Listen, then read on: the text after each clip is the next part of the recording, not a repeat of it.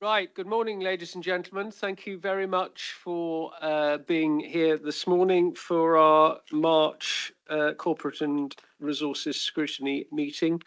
Before we go any further, can I please check that those online are able to hear? Thank you very much. So can I welcome you all?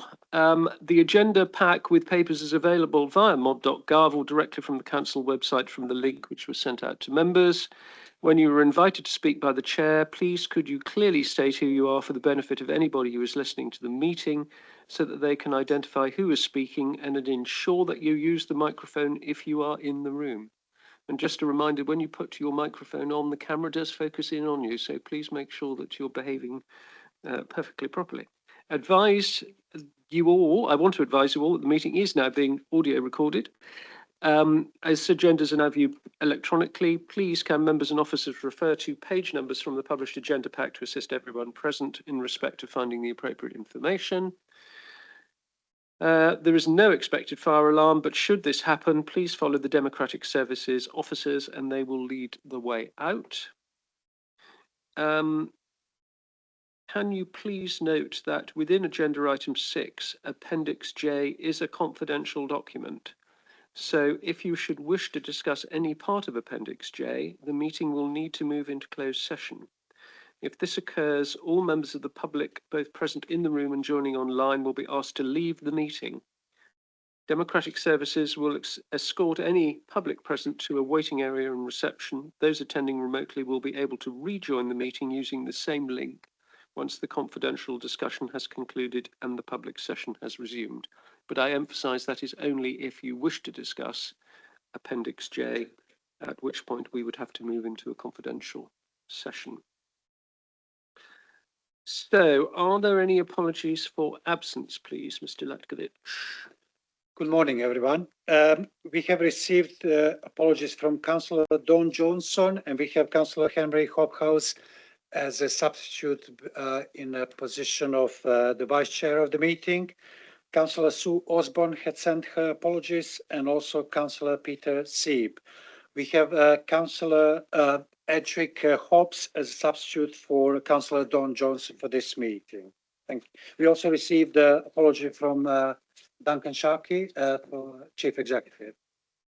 And Scott Waldridge is joining us online because he has had some difficulties getting in this morning, and he is nevertheless with us, and his thumb is up just to emphasize the point. So anyway, welcome to everybody. So the minutes of the previous meeting held on the 23rd of February have been circulated.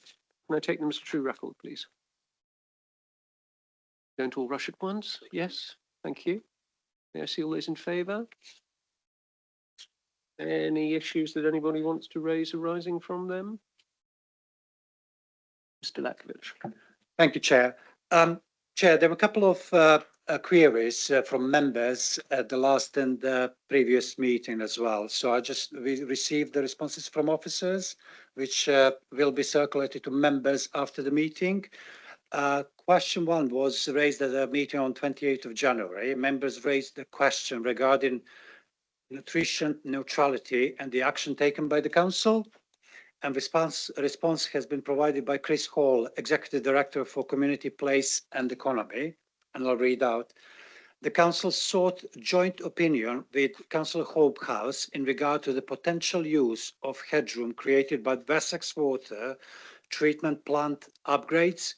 The legal opinion may be considered by some as an absolute answer, but has stated assumptions and additional actions that would need to be proven, set out in paragraph 11 of the opinion.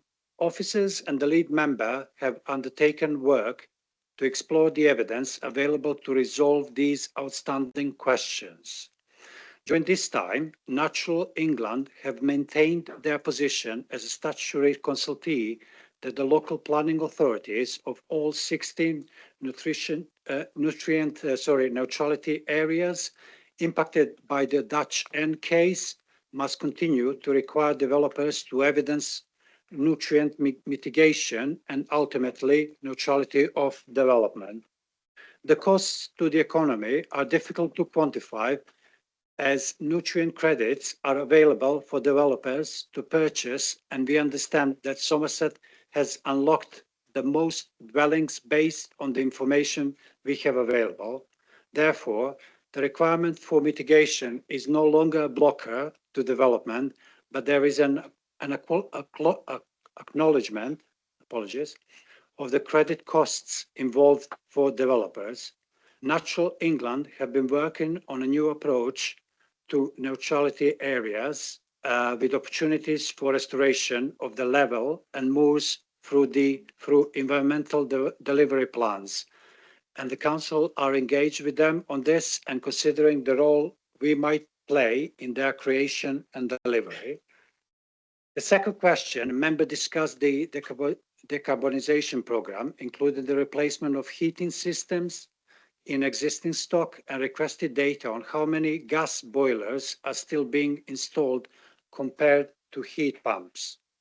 Response has been provided by Ian Candlish, head of HRA Property. Data covers 1st of April 2025 until now. Gas boiler replacements 48, air source heat pump installations 8. A couple of points to note: there is no budget in 27 financial year to install 30 air source heat pump systems, and many properties have been fitted with quantum night storage, heating, and solar PV. Although outside the scope of the question, it is another approach to decarbonising the heating system in our properties. These questions and answers will be circulated to members after the meeting. Thank you. Thank you very much, Mr. Lakovic. Anything that any member wishes to raise in connection with that? No? Thank you. In that case, we'll move on to agenda item 3, declarations of interest. Does anybody have any declarations of interest they wish to draw to our attention, please? I don't see any hands shooting up. Thank you. Item 4, public question time. 2 members of the public have registered to speak, Mr. David Orr and Mrs. Brenda Orr. They've asked if they could speak directly before agenda item 8, which is the relevant item for their questions. I'm using my chair's discretion to allow that. My general thinking is that it is helpful for members to ask the questions immediately in advance of the item that we're about to discuss. I think that helps the flow of our meetings. I know that isn't necessarily true of other arenas in the authority, but for this committee, I think that works. And so I will ask Mr. and Mrs. Orr to pose their questions when we get to item 8. Item 5 is the Scrutiny Corporate and Resources Outcome Tracker, and I'm going to invite Mr. Lakovic to present an update on this, and it will be found on pages 19 to 24. Thank you very much, Chair. Not really much to update in terms of the tracker as such, apart from a couple of the outcomes from the 23rd of February meeting had been sent to executive for consideration. I will invite my colleague Scott Wooldridge to give more information in terms of the council tax reduction system task and finish group, if that's okay with you, Chair. Thank you. Mr. Wooldridge. Thank you, Chair, and good morning, members. I was probably just going to cover 2 points. The first one, I know members will be more than aware, but I shall just share my screen, and that's in relation to the budget recommendations.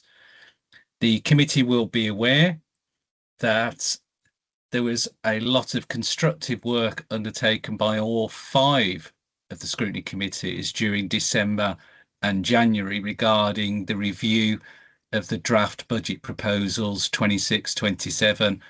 That culminated in the Scrutiny Corporate Resources meeting at the end of January.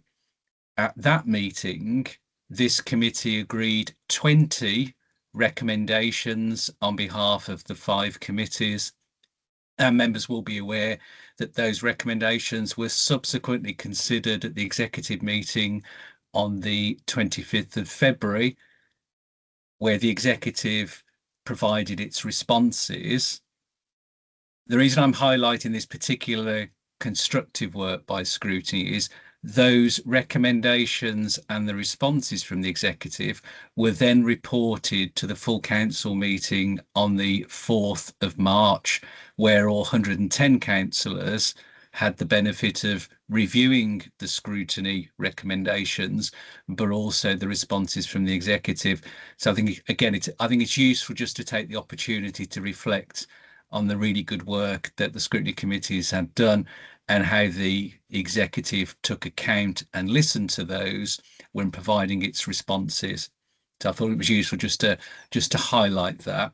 And again, I will put in the chat the link to the report that went to the full council meeting. Turning to the council tax task and finish group, the committee will remember back in December it agreed to the formation of a task and finish group. That task and finish group was set to have at least 6 members from the committee. Following that meeting, we have identified and had 3 expressions of interest from the committee. We've then, with the chair's support, sought expressions of interest from the other scrutiny committees. So what I'd like to report today is, and seek your approval, is to a variation on the membership of that task and finish group. So we've had expressions of interest from councillors Mansell, Lovell, Trimnell, Storm, Cameron and Hendry. That would give a political proportionality of the task and finish group of 3 members from the Liberal Democrat group, 2 members from the Conservative group and 1 member from the Green group. So what I would like to propose and report to this committee is that the committee agrees that membership as the membership of the task and finish group. And then secondly, a question which is whether the committee wishes to nominate from those 6 the chair of that task and finish group, or whether it wishes to leave the selection of the chair to the first meeting of the task and finish group to select. So there's 1 recommendation and a question, Chair. Right, thank you, Mr. Wooldridge. So are members happy with the 6 members drawn from scrutiny as a whole? It strikes me as a very balanced group, and I think that they will undertake the task extremely efficiently and thoroughly, and I look forward very much to the outcomes of that. I think my inclination is to suggest that it would be better for that task and finish group to elect its own chairman.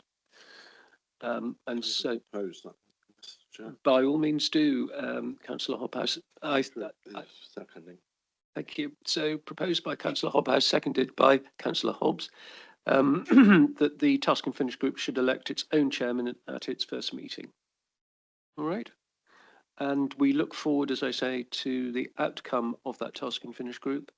It is a very important subject, and it is extremely beneficial, I think, that scrutiny should be undertaking this work at this time. So thank you. Thank you, Officer Wooldridge. Hopefully that gives you everything that you need. So if there is nothing else then on agenda item 5, yes, Councillor Mansell. Yes, thank you. So yeah, it is to do with the outcome tracker, and I've got a suggestion. Now, at the moment, we've got a sort of column in this headed "Agreed Outcome," which really it's not. What's in there is our recommendation request, and we don't actually have a column whatever might be needed to show agreed outcome. Now we're clearly getting some reports, and I'm particularly mindful of the one that Scott just reported to us, which was clearly we had a very long response to that, which is of course good to note. But my feeling is that the responses we get should be recorded here as a record, and it gives us a chance to respond back. Maybe, especially in the case Scott just gave to us, link will be fine, but in general, if we could. Yeah, no, I understand that point, Councillor Mansell. I'm very sympathetic to it. Officer Waldridge. Yeah, I think that's a really good suggestion, Chair. Okay, well, if we can action that, then that's what we like: brief questions and successful actions. Good. Anything else then on that item, ladies and gentlemen? Okay. Chair, just a quick point about the task and finish group. Considering that it's in a way time critical, I will be also sending the invites for the first meeting to be happening next week. So just so members are aware, those who are present here and some of those I see that they are present online. So we can already start working of the first meeting, which will be outlining the direction of travel, so to say, of the group and identify the other future meetings as well, with the last meeting being forming the recommendations before they are presented to the Scrutiny Committee for approval. Right, thank you very much. Councillor Trimnell. Thank you, Chair, and thank you as well, Officer Lajovic. I wanted to ask, in terms of the meetings, are they going to be online or in person? And how many will there be? Because I can't remember. Thank you. There are really meetings, Chair, there are meetings of the Task and Finish Group that are meant to be hybrid or online mostly, unless we are organizing some kind of scrutiny inquiry day, inviting the external and internal contributors. And I really don't know how many of those will be. We are planning 3 or 4, but that's in consultation with my colleague, the officer who will be the lead support officer for this Task and Finish Group. Because obviously I understand there's a deadline, isn't there, where this work would need to be completed in order to then have a consultation and then get this all set out really by December. So what are the dates that those meetings are likely to need to run between? Chair, I think that the consideration will be given to present the recommendations to Scrutiny Committee in June. Before they go, then the final recommendations approved by this committee will then go to executive meeting after that. Okay. Councillor Lation. Right. Thank you, Chair. I don't want to delay this. I just want to make the point that there has to be a public consultation this summer too. And so that will have to be factored in as well as the task and finish meeting. Okay. Right, we will then move on to item 6, which is the strategic and high scoring tactical and operation risk report. This is on pages 25 to 136. Can I just remind members what I said about Appendix J? If we look as though we're heading to discussion on any part of that, we will have to go into confidential section. Could I also point out at this stage that Children's Services have a report which they would wish to draw to our attention this morning on the EHCP. We have discussed this often enough in the past.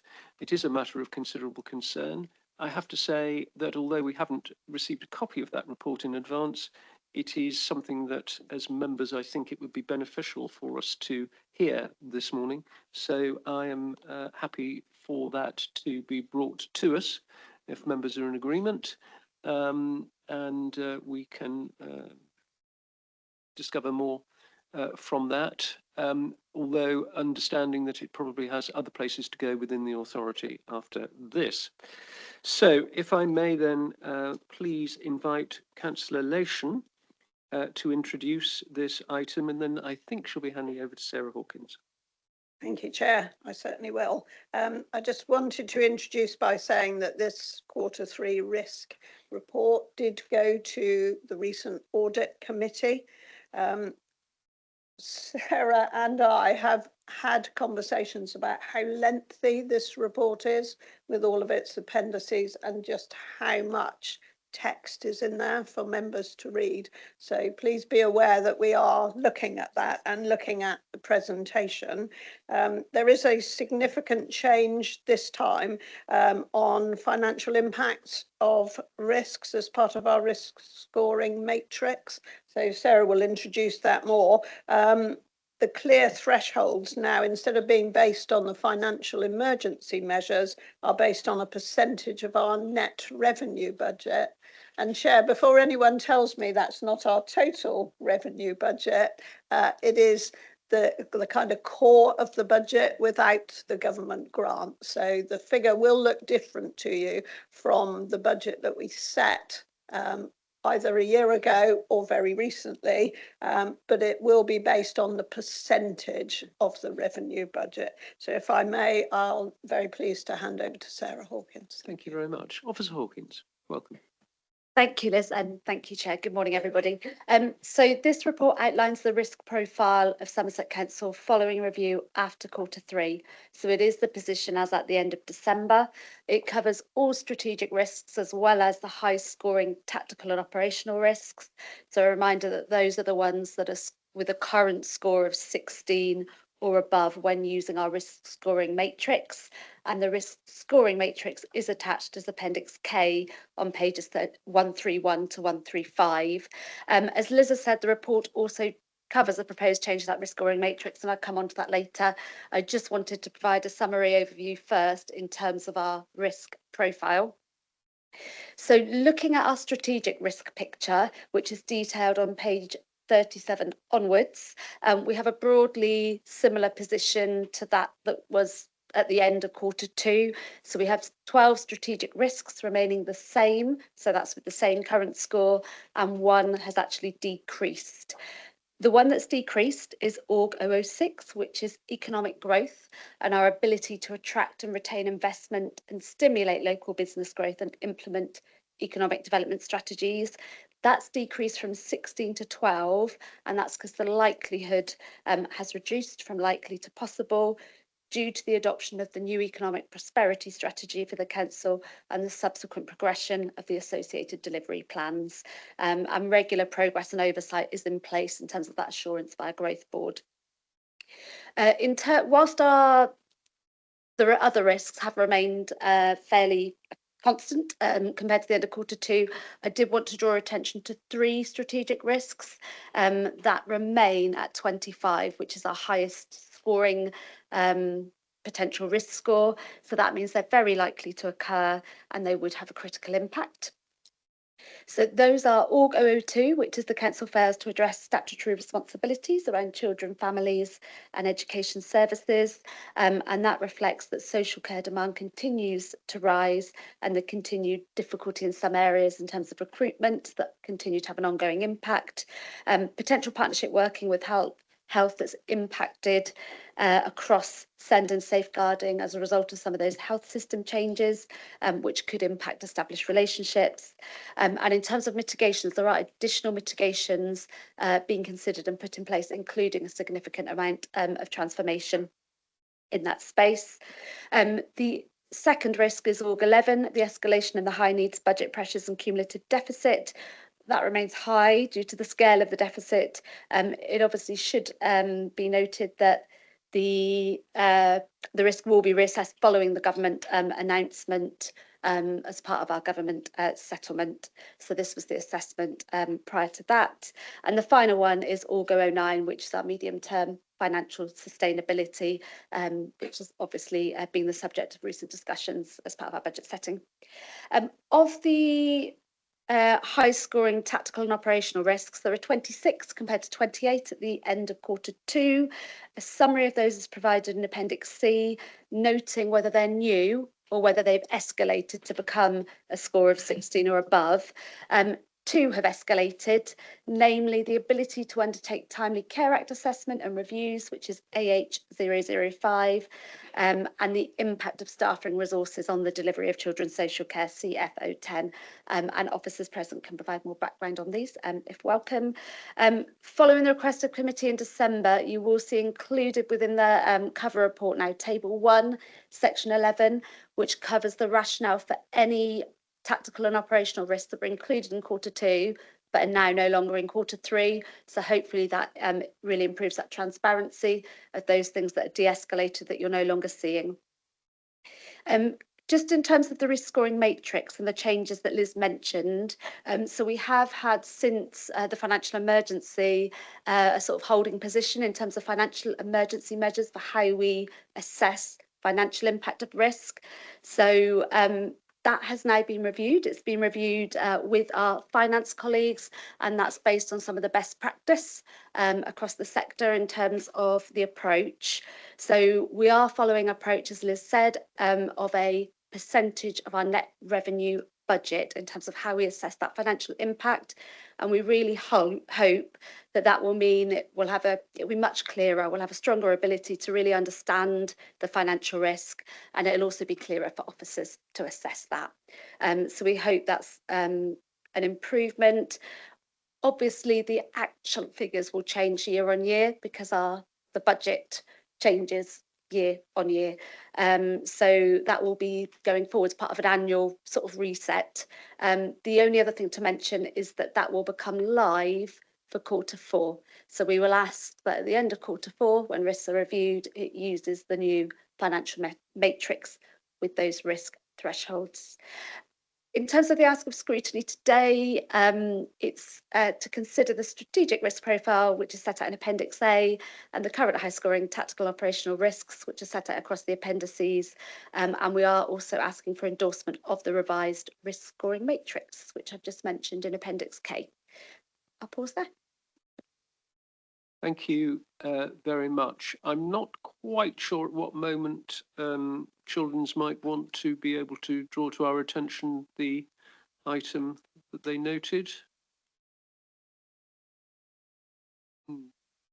So I wonder, right. Well, I'm going to ask Scott to just come in to begin with and then go to Claire Winter. I think that is the route. Scott, do you want to come in? Apologies, Chair. Apologies. I was going to defer to the Executive Director. Well, there you are. In that case, Claire, would you like to speak to us, please? Thank you. So there are two elements that we'd like to sort of give you further information on. I think Jane Shelbourne-Barrow, who's the Service Director for Children's Social Care, is either online or in the room, I'm not quite sure. And she could talk about the increase in risk in terms of the safeguarding elements of the service and the risk we feel that currently we are not able to provide assurance in terms of safeguarding in its entirety for children. And the other element is around the EHCPs that we referred to earlier, Chair. Mike Stoneman, who is the Deputy Director for Education, is going to present that item. Unfortunately, he's presenting to special school heads at the moment, so we'll be able to attend from 10:35, so in 5 minutes' time. Right, okay. Jane, is there anything that you want to say to us? Yes, thank you, Chair. So in respect of the concerns around the increase in risk, our ability to safeguard children, just to give some background explanation to that, and also the mitigations that we have in place. So you may well be aware that the rise in demand across the system has now been increasing probably for the last 18 months to 2 years. Alongside that, there is a national shortage of social workers. The issues that we're facing in Somerset are not different to our neighbouring authorities, statistical neighbours, and the national picture. So I think it's really important to say that, but it's obviously how we are responding to it.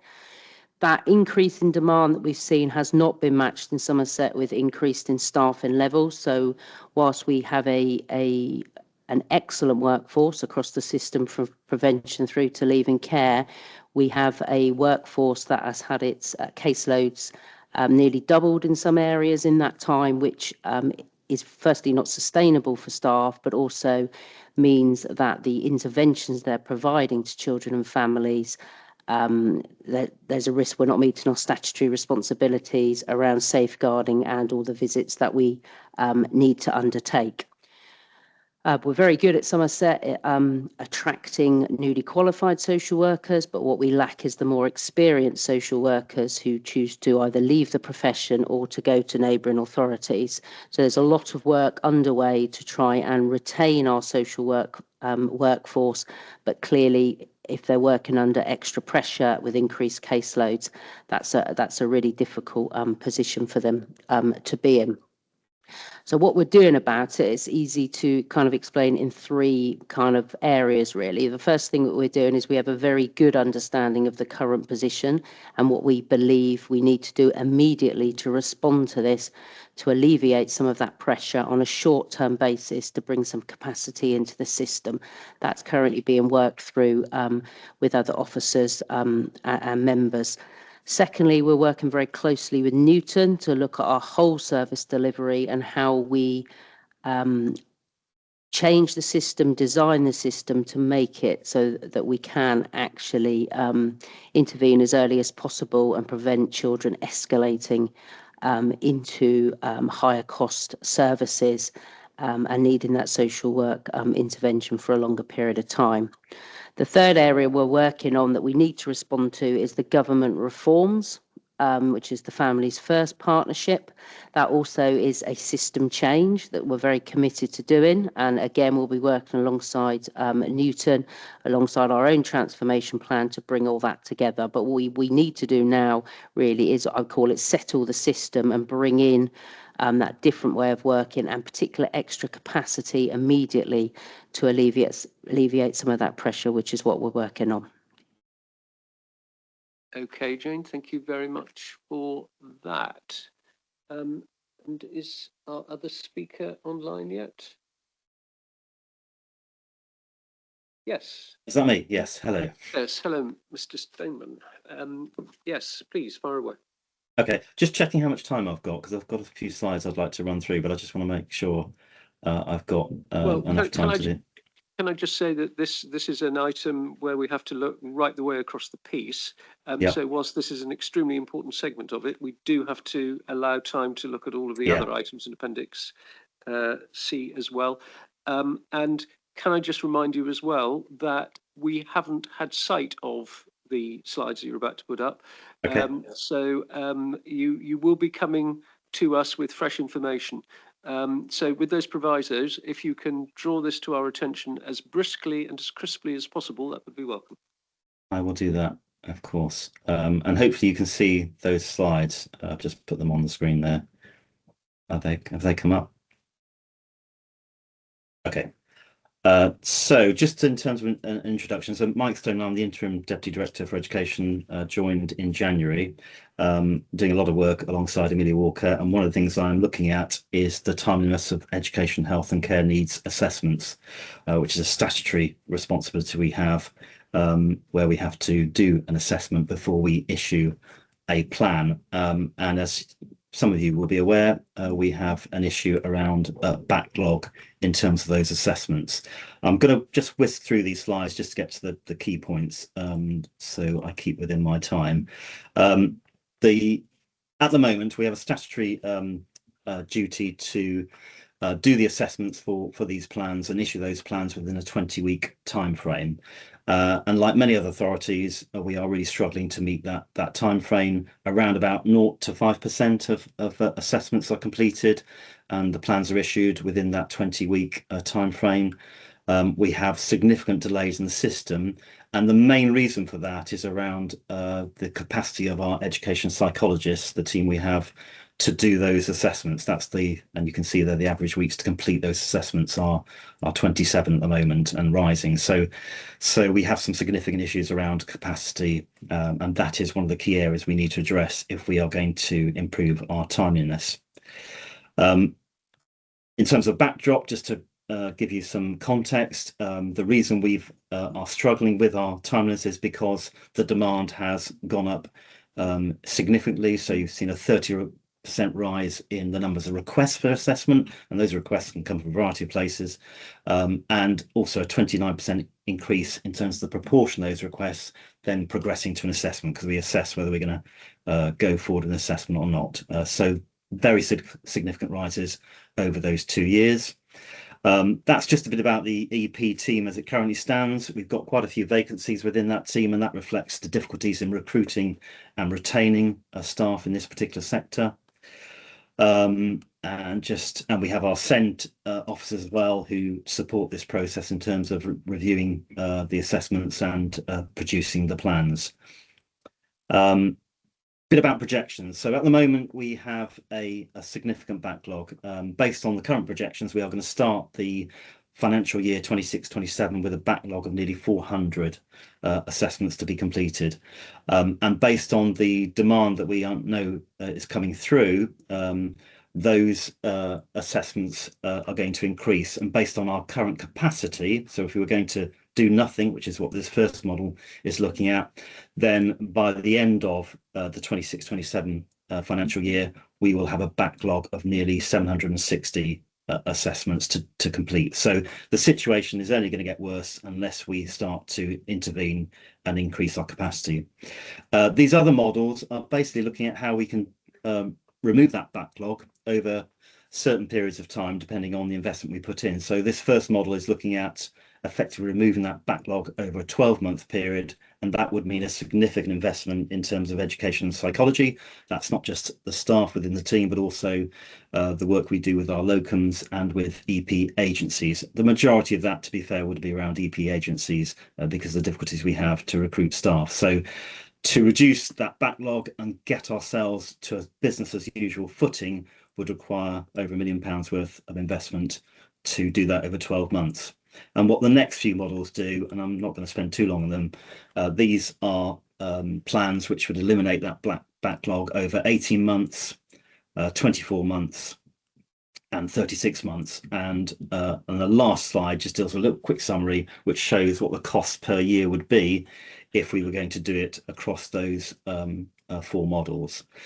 So significant investment either way. Obviously, if the quicker we do it, the bigger the investment in the first year, but we don't have to invest in future years if we are able to reduce that backlog as planned. I think it's also worth just stating that this is based on current levels of demand. The white paper that came out just a few weeks ago around SEND reforms is going to trigger undoubtedly an increase in the requests that we are getting, because those reforms don't effectively come into place until the end of this decade. So we are sat with the current arrangements, and we have no doubt that parents will be looking to put in requests, schools will be putting in requests for assessments to receive their funding they need to support those children. So we have a significant challenge on our hands, and what I am working on with colleagues is a detailed business case to support this work, alongside some changes to the SEND team as well, to make sure we are more efficient. But what I wanted to do today was just to highlight the issue, the various options we are looking to explore and put in place, and happy to take any questions. Thank you. Right, thank you very much, Mr. Stoneman. That's very useful. Can I just ask that we have copies of those slides that can at least be incorporated into the minutes, so that we have a record of what you've presented? Of course, yeah. I would also say that whilst clearly there are significant resource implications here, and it's appropriate for it to come to this scrutiny, the natural home for what you've been talking about really, I suspect, is children's scrutiny. And I would suggest that they will need to consider this at an early opportunity, and hopefully with the benefit of having the paperwork in advance, so that the members have the opportunity to think about it before they turn up at Of course, yeah. the meeting. Okay, so we have that specific as well as all of the rest of the items in Appendix C, and we're also asked to consider the current strategic risk profile set out in Appendix A, and also then to endorse, or otherwise, the revised risk scoring matrix set out in Appendix K. So we've got quite a lot to do here. I'm going to start, if I may, with Councillor Trimnell.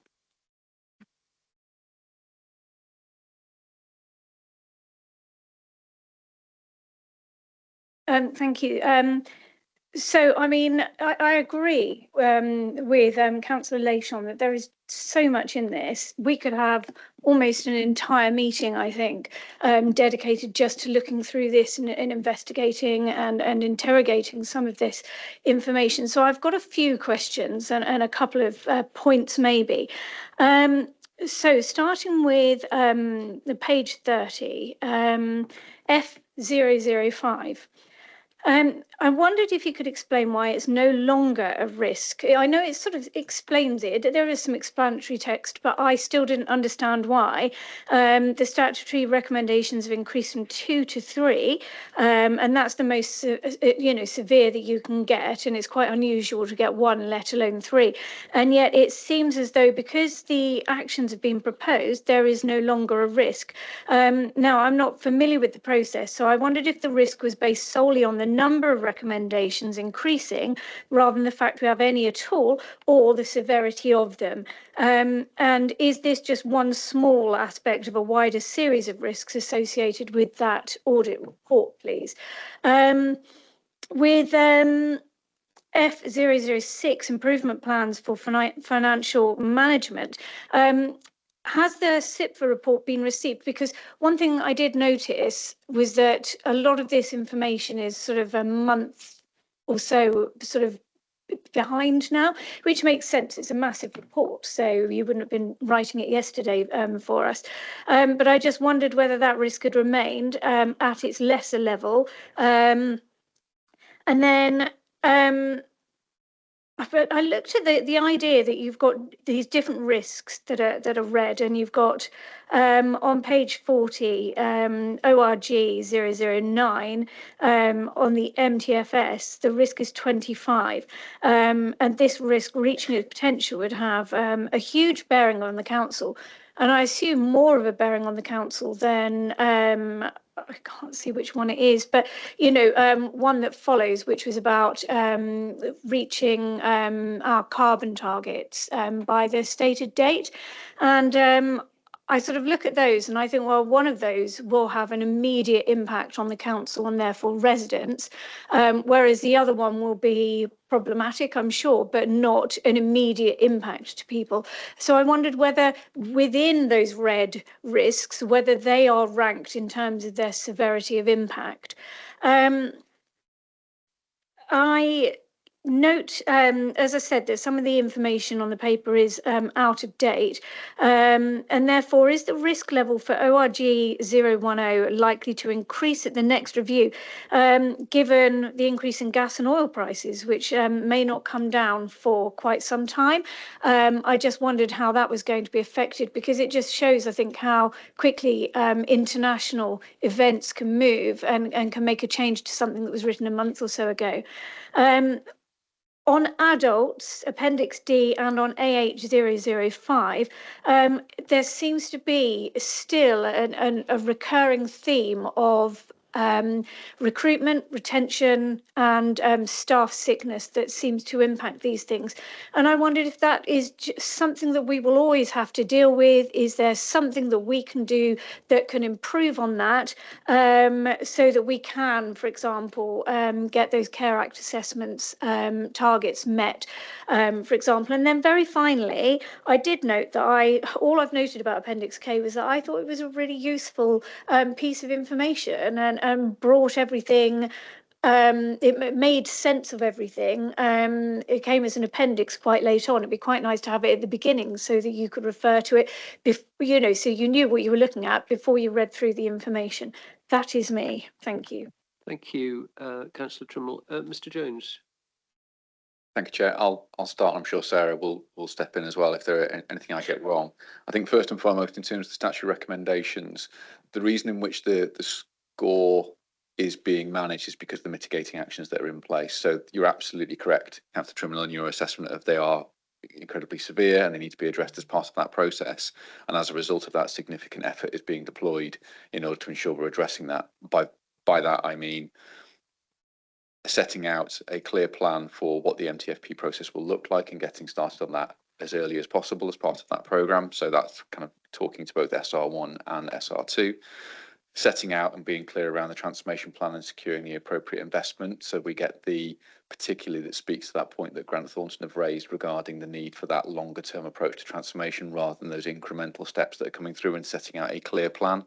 And members will remember from the February executive where a significant investment was approved in Newton to help a large proportion of that transformation plan. But in addition, the other elements of our transformation plan still continue. So Newton aren't supporting us on all of the transformation programme.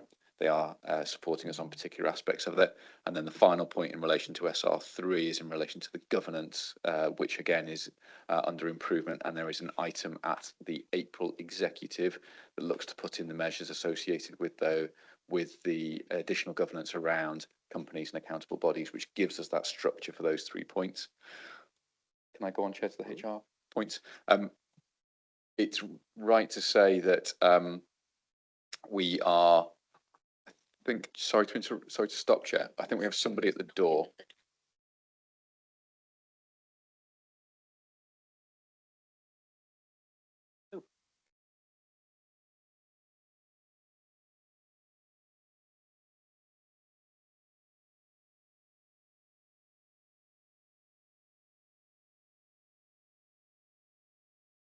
And then the final point, if I may, in relation to I'll characterise them as HR issues you raise in terms of recruitment, retention, and the like.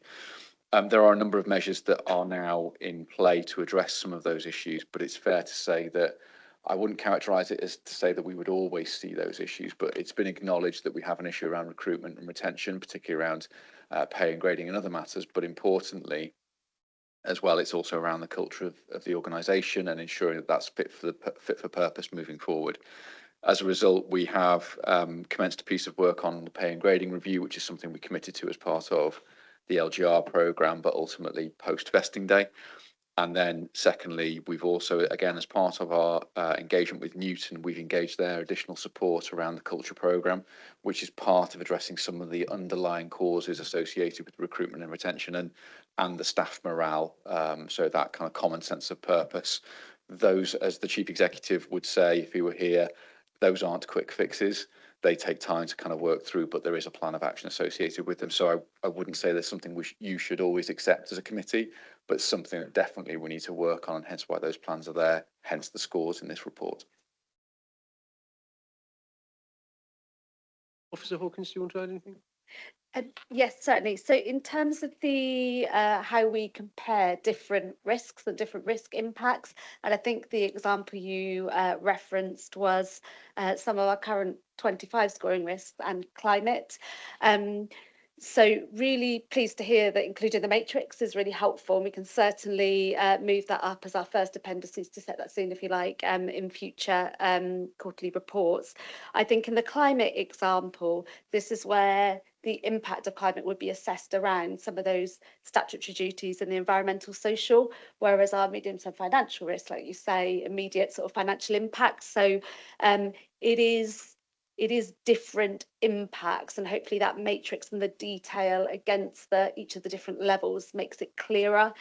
So it is a little bit like we're comparing different things, but in terms of that specific example, it is felt that from the statutory side and the environmental and social, there would be a major impact if we don't manage that one. So, but we'll certainly move that up in the report in future quarters. I think your other question was around the adults' risks in particular, and some of the ongoing challenges. I don't know if Mel wants to come in on that one. Yes, more than happy to do that for you. So we have increased productivity in the service and monitored and managed that. However, there is a real challenge for us in terms of social workers in the same respect that there is for children's services.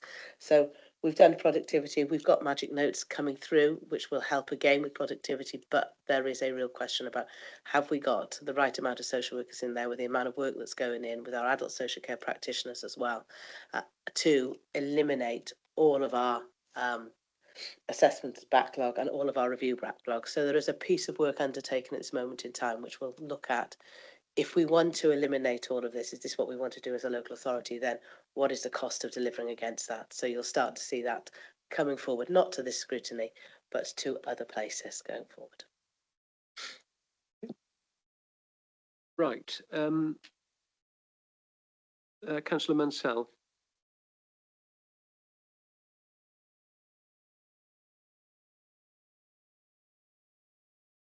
To be quicker than I expected. You lost your words, Councillor Mansell. Well, yeah, I'll try and recover them.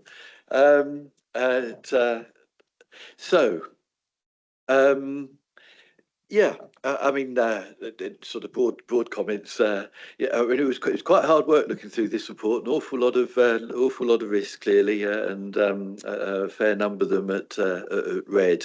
When you can't help but notice that. Quickly on the revised matrix, it looks okay, so I'm okay with that. My main comment was interesting enough to do with the climate strategic risk, which is on page 79, I think it is. Yep, 79, ORG 005, and this is on the failure to prioritise the council's required actions to achieve carbon neutrality by 2030 and address climate change impacts, which is important. We need to do it, and gosh, our risks will be red in the future if we don't. And some of the reasons some of them are red at the moment is because of the problems that climate is throwing to us, not least with flooding. But my problem with this is, so it's about prioritising actions to achieve the target by 2030. Now, we have taken a close interest this at Climate and Place Scrutiny Committee. We have asked to see some sort of form of action plans, and I have to say, so far nothing's been provided. Since the new council's been in place, we've not.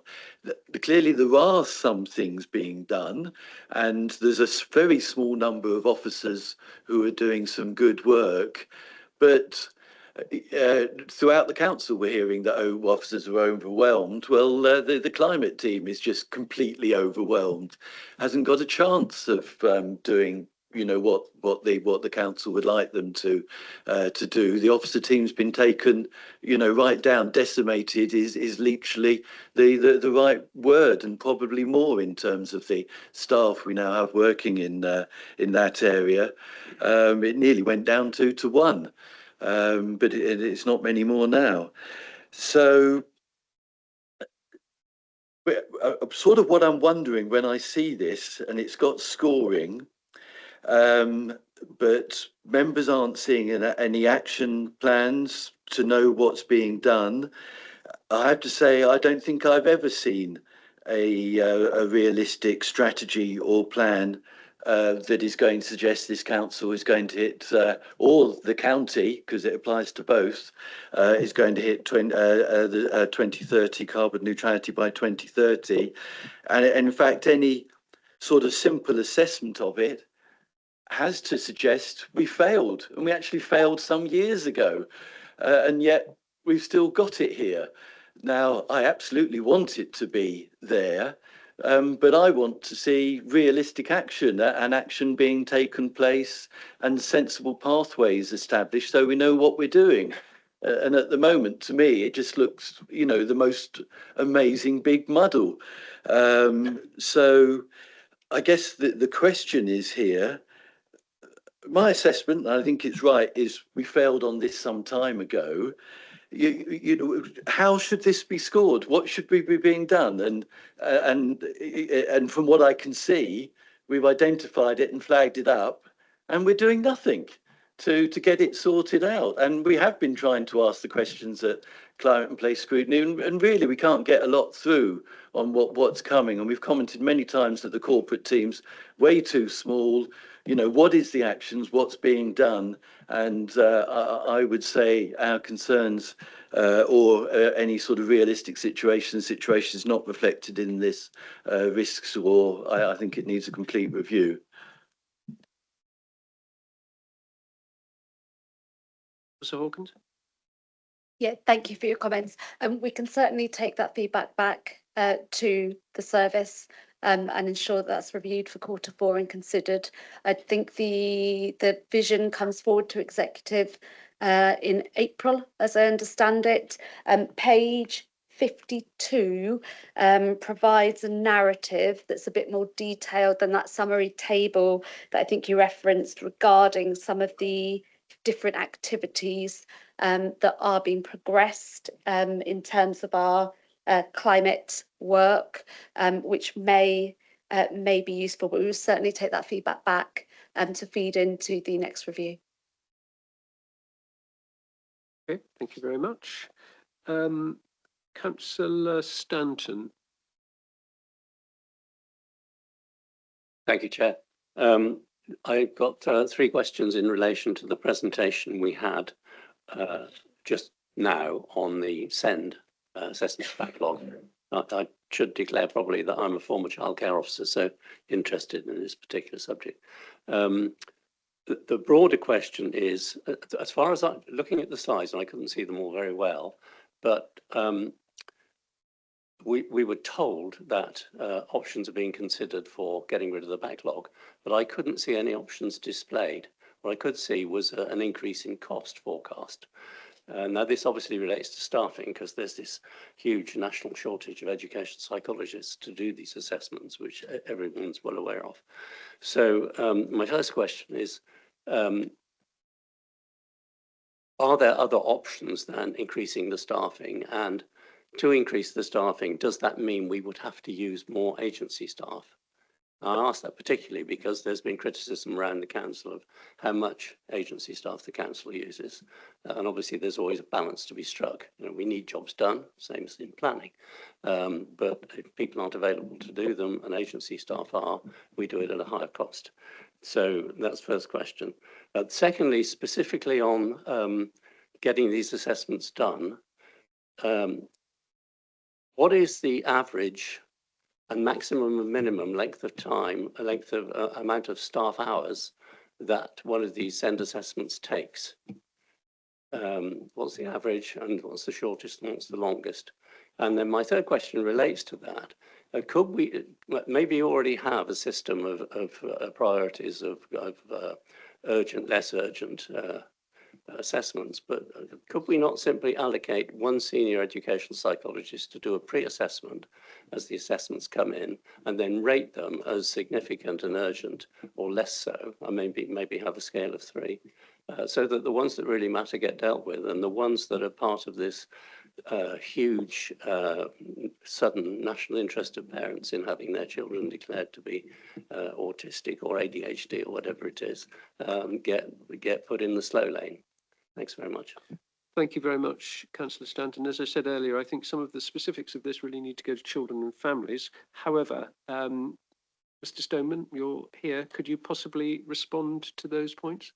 I could, yeah. So very briefly, in terms of the first question around the resources, and yes, this relates to staffing, and yes, it would be mainly through agency staffing that we would have to use to reduce that backlog because of the issues around recruiting and retaining education psychologists. So probably not the answer you want to hear, but yes, that is the fact. In terms of the average time to complete those assessments, it should be 6 weeks, and that if we were operating as business as usual with the correct caseloads for those education psychologists, then we would expect those assessments to be done in 7 weeks. But at the moment, we are looking at 20. The right question. Okay. Yeah, so My question wasn't how long is the sequence. How many man hours, person hours does it take to do an assessment? Average, maximum, minimum. Okay. The man hours would be around 2 days to do the assessment in terms of hours. So you know, two days of working hours, so 14 plus hours. And then in terms of the your question around priorities, that is possible, and we could look at models whereby to improve timeliness, we prioritise certain children to go through that assessment process. And I've done that in previous authorities where we've prioritised, for example, children that we care for, children with very complex needs, and have done a priority rating on that basis. At the moment, we are doing it in order to be equitable and fair, but that is a model that could be looked at. Yes. Could I then propose, Chair, that this committee recommends that prioritisation system is indeed adopted? Come back to that when we tie everything up at the end. Okay, the next speaker I have is Councillor Murphy.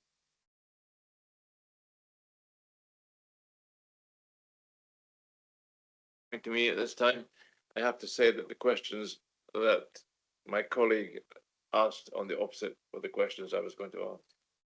Thank you very much. Thank you for your reticence, Councillor Murphy. Councillor Filmer. Thank you, Chairman. My questions are more to do with the how we change the risk, and particularly table 1, the page 29. So I just wanted to understand a little bit better, because if I can take a couple of risks and just ask you to explain them to us. So there's the first one, which is STRCIG02. It says there that basically we've filled vacancies, and so one would imagine that would make the likelihood of a problem being an issue reduce. But the likelihood didn't change, it was the impact that changed. And I don't understand why that would be the way that that impacted the risk and why that caused it to change. Similarly, on the CPEP 07, they appear to have done some advertising of posts, and on that basis, we've reduced the risk. Now, I just wonder why we would do that at that stage, not when we've actually recruited to a post, because we may not get people take up the adverts, and so why does that cause a risk to fall? And so it's just that understanding as to where and when we cause risks to change. Equally, there's another one that seemed a little bit odd, which was maintenance of car park assets. It's on the next page, CPE number 10 at the end. And there we looked like we wanted an engineer. We ended up not getting an engineer, but we got 2 inspectors. And based on that, we reduced the likelihood of there being a problem with the assets. So again, I don't quite understand why the action that's listed leads to the reduction in risk that then follows from it. And if I can do one final question, which is a bit different, page, I think it's 39. And it was really just, again, to understand, we have obviously risks relating to, it's the one at the bottom, ORG 218, which is the Homes and Horizons homes 9, 10 and 11. Bearing in mind the risks that is, and the fact that we know the costs that are incurred relating to that, I was just a little bit surprised about the urgency within the targeting of that we're looking for these to come online by December 2027. And is that really the quickest that we can do on that, bearing in mind the impact that can have on people's lives? And hopefully someone can answer that one. Thank you. Thank you. A little bundle there for you, Officer Hawken. Thank you, Councillor. So just taking those in turn, and the first one you referenced was the reduction in the risk profile for information requests.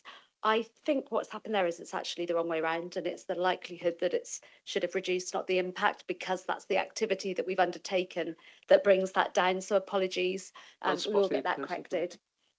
In terms of CPE 007 and the advertising, so this is the capacity of the service for the disposal of non-operational assets.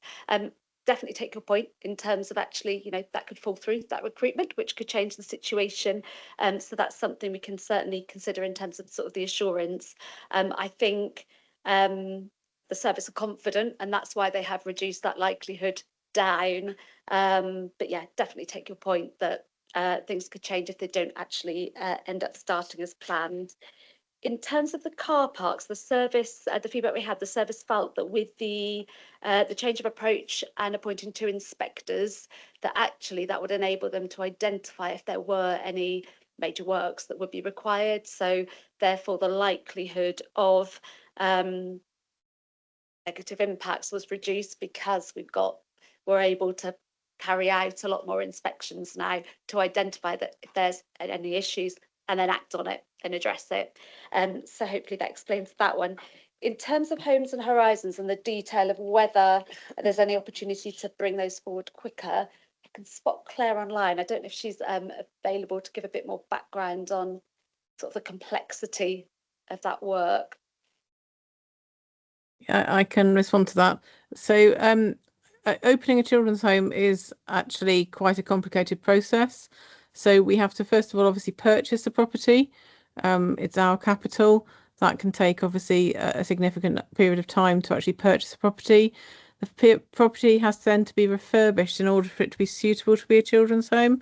So it has to have certain fire regulations, things done. So you have to have particular types of doors, fire doors, lots of different elements of the home have to be adapted from what would be domestic use to being a children's home. So we have to commission building contractors to do that work. That often takes 6 months, 6 to 9 months.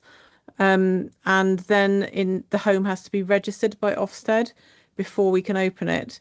There's currently a backlog of Ofsted registration visits of about 12 months.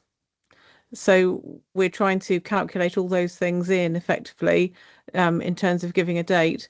If we can open them earlier, then we will of course do so. That's the sort of the date that we're saying is the furthest date out, if you like, in terms of when we're likely to be able to open those homes.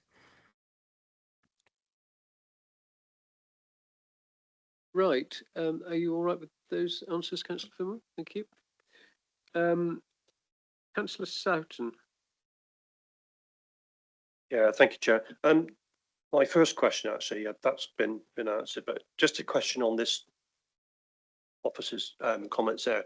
When we're talking about refurbishment of properties that we purchase, do we have an approved contractors list, or are we going out each time to procure a different contractor? So do we have an approved contractor list that we can go to speed these things up? And obviously the refurbishment time depends on the size of the property, surely. So, you know, a blanket time. I just want a little bit more information around that if I can, please. Thank you.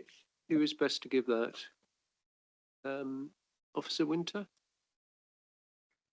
I'm afraid I can't answer those questions. They're a bit technical for me. We'd need to go back to property services, but we can definitely provide a response in writing through property services to the councillor. Okay, thank you very much.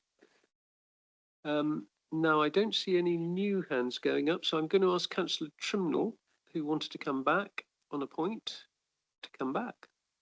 Thank you.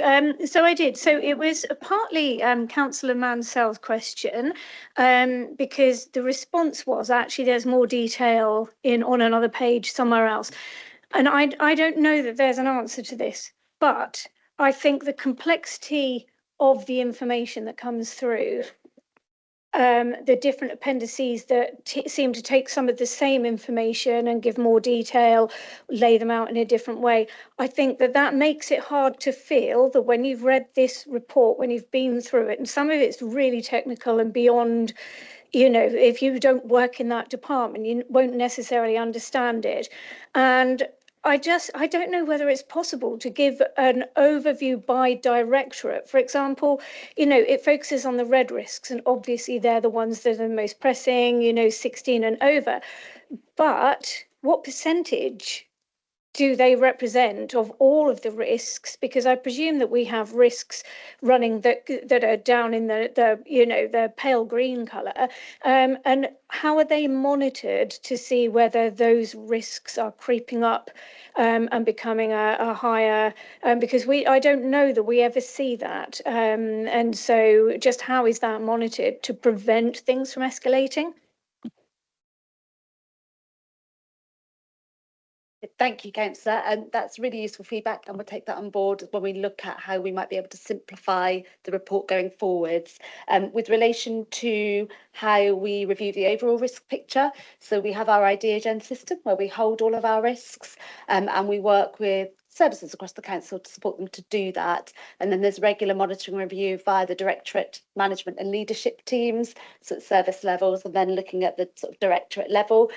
So those teams can focus on the overall picture for their directorates, and then it's the 16 pluses in terms of tactical and operational that get escalated up. We will always maintain that overall picture of the strategic risks. That for tactical and operational, it's those escalations up that are 16 and above that come through into our quarterly reporting, because we feel they really do need that grip and that focus. So yeah, that's the way it works in practice, from that service level, directorate management teams, and then feeding into the overall picture, which we will look at through our performance risk and budget board, and also our corporate leadership team.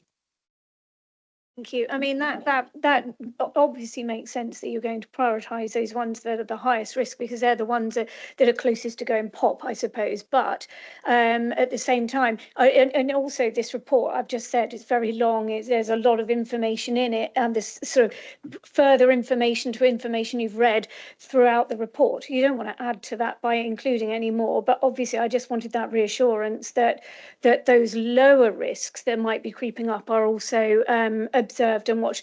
I didn't doubt that they would be, but I just wondered how that would happen. So thank you. Councillor Lation. Thank you, Chair. I just wanted to say to the committee that when Sarah Hawkins and I sit down and talk about how we present at this committee, we do need to understand as well that Audit Committee take a very, very detailed interest in this report, and there is at least one risk specialist, one of the independent members of Audit, who will wish to continue to have this very detailed view, I'm sure. And I just want to make the point that I always make at Audit, which is that the greatest risks are the ones that are neither seen nor acknowledged. And so the more there are, oddly enough, the happier I am. The unknown unknowns. Right. Ladies and gentlemen, what I would just like to do is to check that you are happy that we've considered the appendices in order. So the strategic risk profile set out in Appendix A, which begins at page 37. Is there anything that anybody else wishes to add in connection with Appendix A?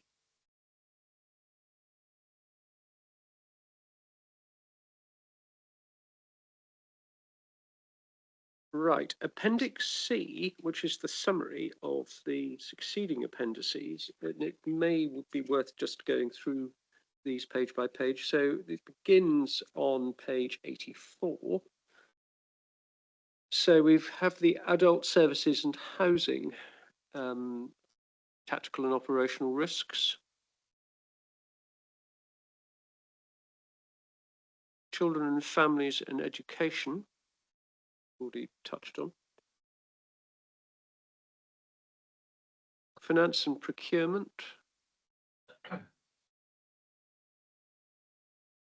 moving on to page 85, resources, strategy and transformation,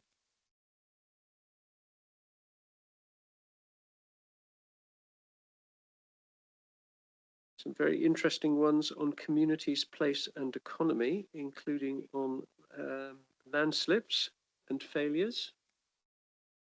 It's in there.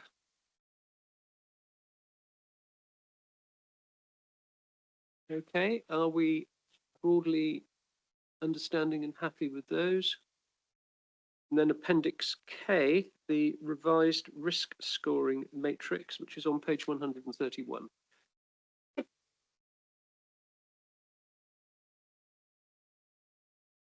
I think Councillor Trimble expressed that was a very useful document. I just thought it was very good because often that I think that, you know, I've been in meetings and we've sort of said, I don't understand what this represents, what it means, what do the words mean, what does tactical, operational, all of those things. And I thought that it was just, it was like a key to a map for me, if you see what I mean. So I thought it was good. Mm-hmm. Right, thank you. So is there anything else then on this item? So I just want to pull some of the strands together. Clearly, we remain concerned, very concerned about page 32, item 19, the operational risk current score increases for AH005 and CF010. In relation to 005, no, sorry, CFO10, Councillor Stanton, do you just want to repeat, please, your proposal? Yeah, I should explain the background to this is that I discovered when I was in my 50s that I was on the autistic spectrum, and then I had ADHD. Wasn't ever noticed as a child, other than I was difficult. And I'm not sure that being diagnosed with either of them would have helped me. I think probably not. If you read about Asperger's syndrome, you'll find that it's as much a gift as a problem, and I think it's a gift. So the bit that concerns me is that if we give the same amount of time to all the assessments, then the really serious urgent ones may get delayed too long, and the increasing number of assessments for ADHD and autism and so on may be treated as if they were of the same merit. You know, one of the options for dealing with this problem is simply to recognise the reality that there are parents applying for assessments on flimsy grounds, let's say, and that therefore it doesn't matter too much if they have to wait for their children to be assessed. And that sounds tough, but you know, the reality of the thing is that if we keep running to try to catch up with the demand, which may be an unreasonable demand, we're never going to be able to succeed with it. We're just going to run up cost, and things are not going to get any better. So the proposal specifically is actually, this applies to adults as much as children's, that staff time should be allocated to a pre-assessment of applications as they come in, and that the application should then be prioritised on probably a 3-point scale. So as a comment then from this committee, so we recommend that. We're happy that that being incorporated. Okay, thank you. Councillor Mansell's point in relation to ORG 005, carbon neutrality, what we need, realistic action, sensible pathways, and a review. I think that is something I saw nods around the table. Yes, happy with that. Generally, we were very interested indeed in receiving the report this morning from Children's Services, particularly the papers that Mr. Stoneman showed us. We would appreciate having those so that we can incorporate those into the minutes of this meeting, but urge also that that paper, that item be taken to Children's Scrutiny. Otherwise, we've considered all of these items. Councillor Murphy, have you had further thoughts about what you wanted to say to us? I wanted to just bring up this question, ask a question of fostering. There is an item on fostering which was given great publicity in terms of transformation. As part of the transformation in which we would have more and more fostering would give us an at-home place for people to be placed. But I noticed that on the 19th of January 2026, the business case is yet to be signed off. which will lead to delays in recruitment.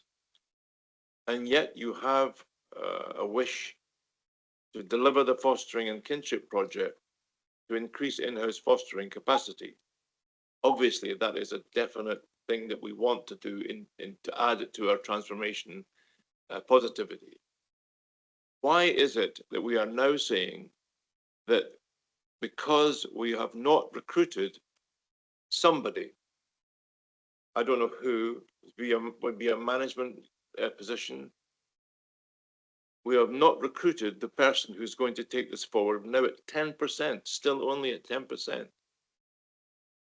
And it will be delayed until we recruit that person. Can we ask the question, what is delaying us in recruiting the person that's required to take fostering forward?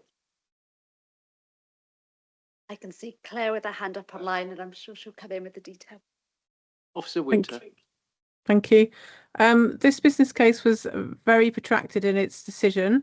The business case was written by the service in January 2025 and had to go through a lot of internal HR, finance and other internal processes, and was actually signed off earlier in March this year. We have recruited now to the staff for the team that we put the business case forward to, and that team will now be in place by the beginning of May. So the project will actually only be a month delayed in starting.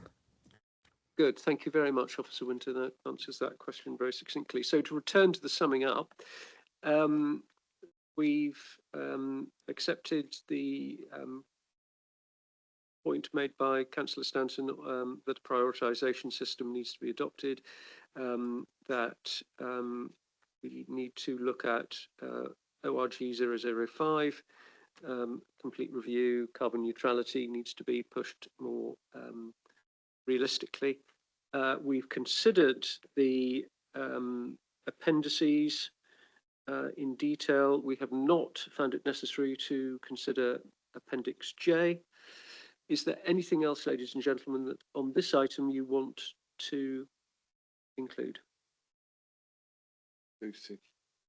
I don't want to include anything, but I just wanted to ask, I meant to ask earlier and I didn't, will this item be going to executive or full council, or is this it? Is this the end of the road for it? Because obviously it's been through audit, and I'd assumed that it was going to come to executive. I just wondered if it would. What pathway is? Chair, for me. So in terms of you'll remember from the executive meeting in March, it was an incredibly busy agenda. And as a result of that, there wasn't time to consider this through executive. However, in discussion with the lead member, the position we got to was that it would be appropriate for scrutiny to debate that point, for those recommendations to be taken into account, and then essentially the approval of the report to be a lead member decision.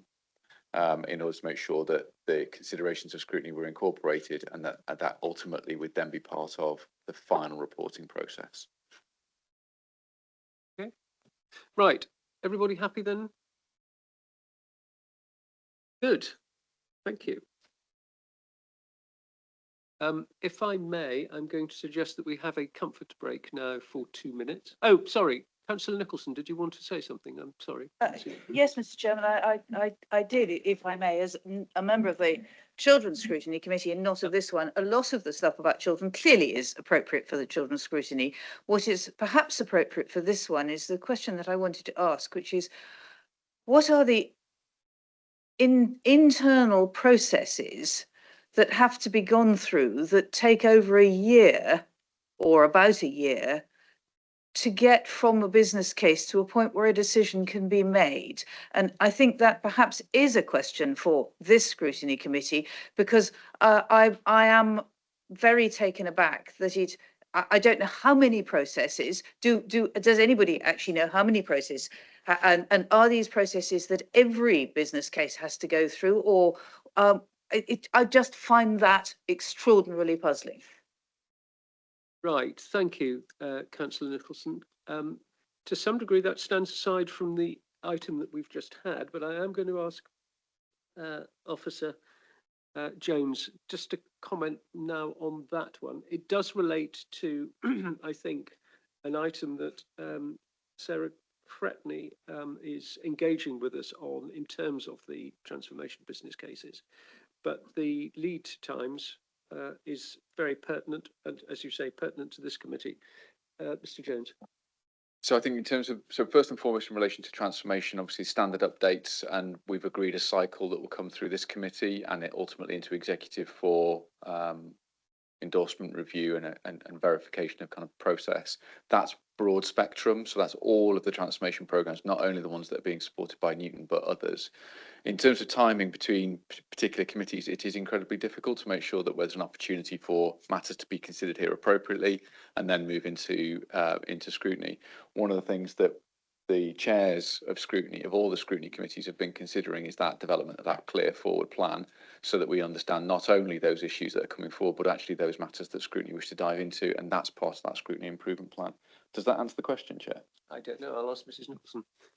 It answers a part of it, but I was thinking perhaps when the question was raised by a member of the committee, there was talk about how long the number of internal processes that had to be gone through, which did not, as I understand it, mean meetings of scrutiny and executive and so on, but more internal officer meetings, and whether this committee has sight of whether the process is as straightforward and non-repetitive as it might be, or whether in fact it has become rather convoluted, clearly in our attempt to make sure we don't spend money in ways that we shouldn't be and we get the best benefit out of it. But the length of time has militated against the saving of money that might have been got from getting on with it. Interesting point. Thank you. Mr. Jones, and I see that Officer Winters. I think to Councillor Nicholson's kind of question, particularly around the internal processes for development and approval of business cases, there is always significant improvement we can make as part of that work, and ensuring that certainly as we go through the earlier stages, sort of last year as part of transformation, it was really difficult to bring forward those cases because we were working through the education process with services, but also for the transformation team themselves. I think we're constantly reflecting on that, Councillor Nicholson, in terms of how we make it as efficient as possible. But clearly, given the risks that you've considered today, that scrutiny you've considered today, it's really important we go through the right due diligence as quickly as possible so that we are sure that the investment we make, both resources, time, or even in external support, is kind of well suited. So I wouldn't say that it's inappropriate. I think there's definitely more work we can do to make it more efficient though. Okay. Right. Officer Winters' hand has disappeared. So I am going to call a 10-minute intermission, ladies and gentlemen, comfort break of 10 minutes, and we will reassemble at 11:40.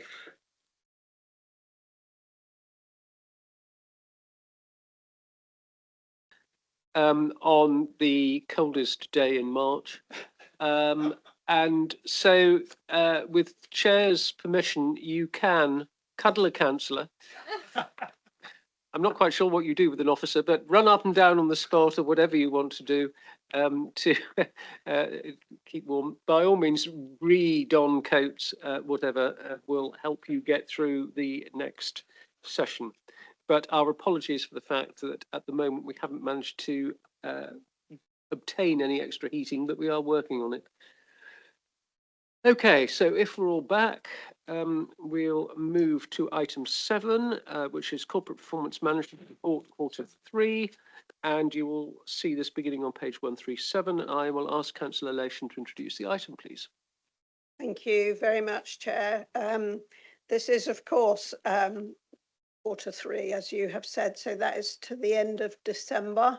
So I just give the word of warning in case anybody wishes to talk about potholes or anything else on the highway between January and March. That'll be next time, although I'm sure it'll come up. So it is a very broad report, of course, and there are both positive areas of performance improvement, and there are areas of concern. As Appendix B, there is the progress too on our peer review action plan. And as has already been mentioned today, there will be further action plans coming, of course. And what's particularly of interest to me is, and we see it at audit too, is when 1 year then becomes another year, and then audit particularly agree that those 2 years are then amalgamated and actions are carried forward. So I'll just point that out. But if I may, I'd like to hand over to Sarah Hawkins again. Thank you. Thank you, Liz. As Liz has said, this report outlines the performance position at the end of Q3 against the suite of measures that were introduced in April last year. And we're asking the Scrutiny to review the performance information, and in particular the narrative that details performance improvement and challenges throughout the quarter. You will notice there is a lot of read across between the performance report and the risk report. So some of the risk areas that we've been talking about, adults, 005 and character assessments, that reads across to the performance information you're seeing and some of the increase in those performance measures. So I've no doubt some of the same points will come up. Overall, we have 118 measures that are, of which 94 are ragged. The full detail is included in Appendix A, and I'll also cover, as Liz has said, touch on the peer challenge progress, which is also detailed in this report in section 16.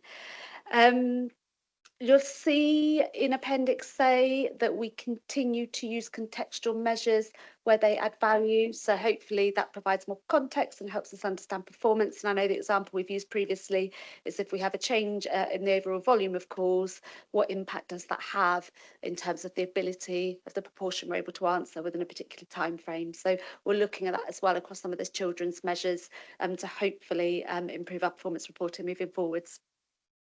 Of the 94 measures with the RAG rating, 32 are assessed as red, 23 amber and 39 green. 4 measures that were previously ragged in Q2 are not ragged for Q3, and therefore you won't have a direct read across in terms of your overall numbers. And that's due to data not being available. Sometimes that's because we're not expecting it. For example, we haven't done another staff survey, so we won't have a percentage response rate. For other measures, it may be that there's a lag. I have got the detail of those 4 if committee want to explore them. We have had some areas of performance improvement. So 5 measures have improved to a green rag, and these are listed in section 9 of the cover report. However, there is also an evident increase in amber or red rag measures that are off target, and there's 60 measures that have declined from green to either amber or red during Q3. Table 2 in bullet point 10 lists all red rag measures, noting whether they remain red following Q2 or whether they're newly red. And as requested by this committee when we bought the Q2 report, the table is also included now as an appendix and organised by Executive Directorate, hopefully to aid consideration of performance within a particular committee's remit or a particular directorate area. Each red rag measure does have a paragraph within the cover report explaining the current performance, the direction of travel, and the improvement actions that are being undertaken to try to drive forward the performance improvement. In terms of the peer review, the Appendix B, includes the overall sort of overview of delivery progress of our corporate peer challenge actions. Of the 59 actions that were planned and due by the end of Q3, 46 are completed and 13 remain in progress. There's narrative on pages 149 to 150 of your cover report. The action plans, so those remaining outstanding actions, will be refreshed on receipt of our peer progress review report. So the peers revisited us in November, and that'll be our chance to really make sure that they are, any remaining actions are focused and have the appropriate impact that we need them to have in order to drive forward that improvement. I will pause there and say, obviously, committee are asked to review the performance information and in Appendix A and the narratives relating to performance this quarter. Thank you very much. Members? So Trimnell. Sorry, it's always me running with my ideas. So my first question is, will this be coming to executive or any other meeting for council? My second question is, it's a point, and it just sounds like I'm being really nitpicky and narky. It's my own ability to take in the information and put things together. I still find it really hard that it's not laid out by directorate, and instead it's laid out by those 4 aims, as it were. I still find that really difficult to piece everything together. Again, it's that knowing, have I missed something? Did something pass me by? And I like to see everything in one place, because I feel as though probably most of us are more likely to go what's happening in adults or what's happening in children or what's happening with waste and transport than we are, I wonder how the healthy and flourishing Somerset is. And that's not to say that those don't matter at all, but I'm just saying when it comes to reports like this, for me, I would so much prefer to have it written out by directorate, and maybe excuse me, some kind of colour coding that gives you, or that makes it very clear which of those 4 aims it comes under. So for me, that would really help. And also the equality impact assessment is blank, and I wondered whether it's just because there is so much of it that it's just not possible to do that. But if so, why could we just have it where it says there isn't one, rather than just those pages there that are left empty? And then finally, just a point about the housing. So the number of families in B&B for more than 6 weeks at the end of the reporting period. Now, I'm really sorry because I haven't got the page number. It's paragraph 14.6 because I'm going in item by item on the agenda sheet. And also the average length of time in bed and breakfast. Now, thank you, 147. And that, 14.7 as well. And that one there, I just wondered, it did say that it was, the Christmas period confounded the service's ability. And I wondered whether that was something we were looking at to try and get ahead of that next time. Obviously, housing is new to the Adults Directorate. It's being reshaped. And so I understand that at the moment, a lot of it is reactive, but are we going to get ahead of that next year so that we don't have that same problem? Thank you. Thank you, Councillor. The position in terms of the executive is the same as for the risk report. So this will go forward as a lead member decision following scrutiny feedback due to the executive agendas through March that were incredibly busy. So it will be the same, and that decision will be taken alongside each other. In terms of, so thank you for your feedback in terms of the layout of the report, and we'll always look to continually improve how we present the information. We have got Appendix C, which is the version of the table by directorate to offer both. I think both have a place and both are valuable because we do want to look across the organisation at how everybody is contributing towards a council plan outcome, as well as look at the work of the directorate, and that sort of is reflected in our governance as well as the directorate management teams look at their performance, but also we take that cross-cutting look through some of our leadership teams, for example, in terms of how we're progressing towards those outcomes and avoid some of that siloed approach. So we'll definitely look to maintain both, and it sounds like we might be able to do a bit more in terms of the organisation by directorate space to make that clearer. So we'll definitely take that away. Yes, in terms of the EIA, we don't prepare a specific EIA because of the vast range. Obviously, where there are specific improvement actions begun to taken and business cases being developed to drive performance, that's absolutely where the EIAs will be considered as part of those specific improvement activities. Apologies, I missed the reference to the housing performance measure. So I understand it's page 147, I'm told reliably by my good neighbour here, and it's paragraphs 14.6 and 14.7. And it was the impact of the Christmas period they're questioning. So we can certainly take that away and come back to you in terms of whether that was an anomaly or something that could, whether there's any learning from that. Yeah, just in terms of trying to avoid that becoming a problem. So getting ahead of that, anticipating it and working through ways to avoid it happening in the future, because that's a key figure that we want to keep down. May I just ask very quickly whether you said that because March's executive was so busy, that's why it's not been able to go to executive. But I feel as though we are changing our model of operation to going to executive and then coming to scrutiny, whereas I feel that most of these things should, that was a sort of a way that we had sort of been told that we aimed to work, was to come to scrutiny and then go to executive with scrutiny recommendations. And so I wonder why it can't come to us in April. Could you just answer that one, Officer Hawkins? And then I'm just going to ask Officer Locke if she could come in on the housing matters. I think so. Accepting sort of the March sort of committee challenge, our ask of scrutiny in particular is to identify those areas of focus where scrutiny will be able to delve into particular areas of performance to really look at them in more detail. And then having that feedback through following the next quarter to executive. So that's the pattern we have followed through this year. I don't know if Alan wants to add anything further to that. Thank you, Chair. So for clarity, the way in which scrutiny was set out as part of the change that were coming through was essentially, again, that kind of broader forward plan, what are the key areas of interest, and essentially allowing executive to consider the performance report. And then essentially executive then get there are two things that emerge from that, sorry.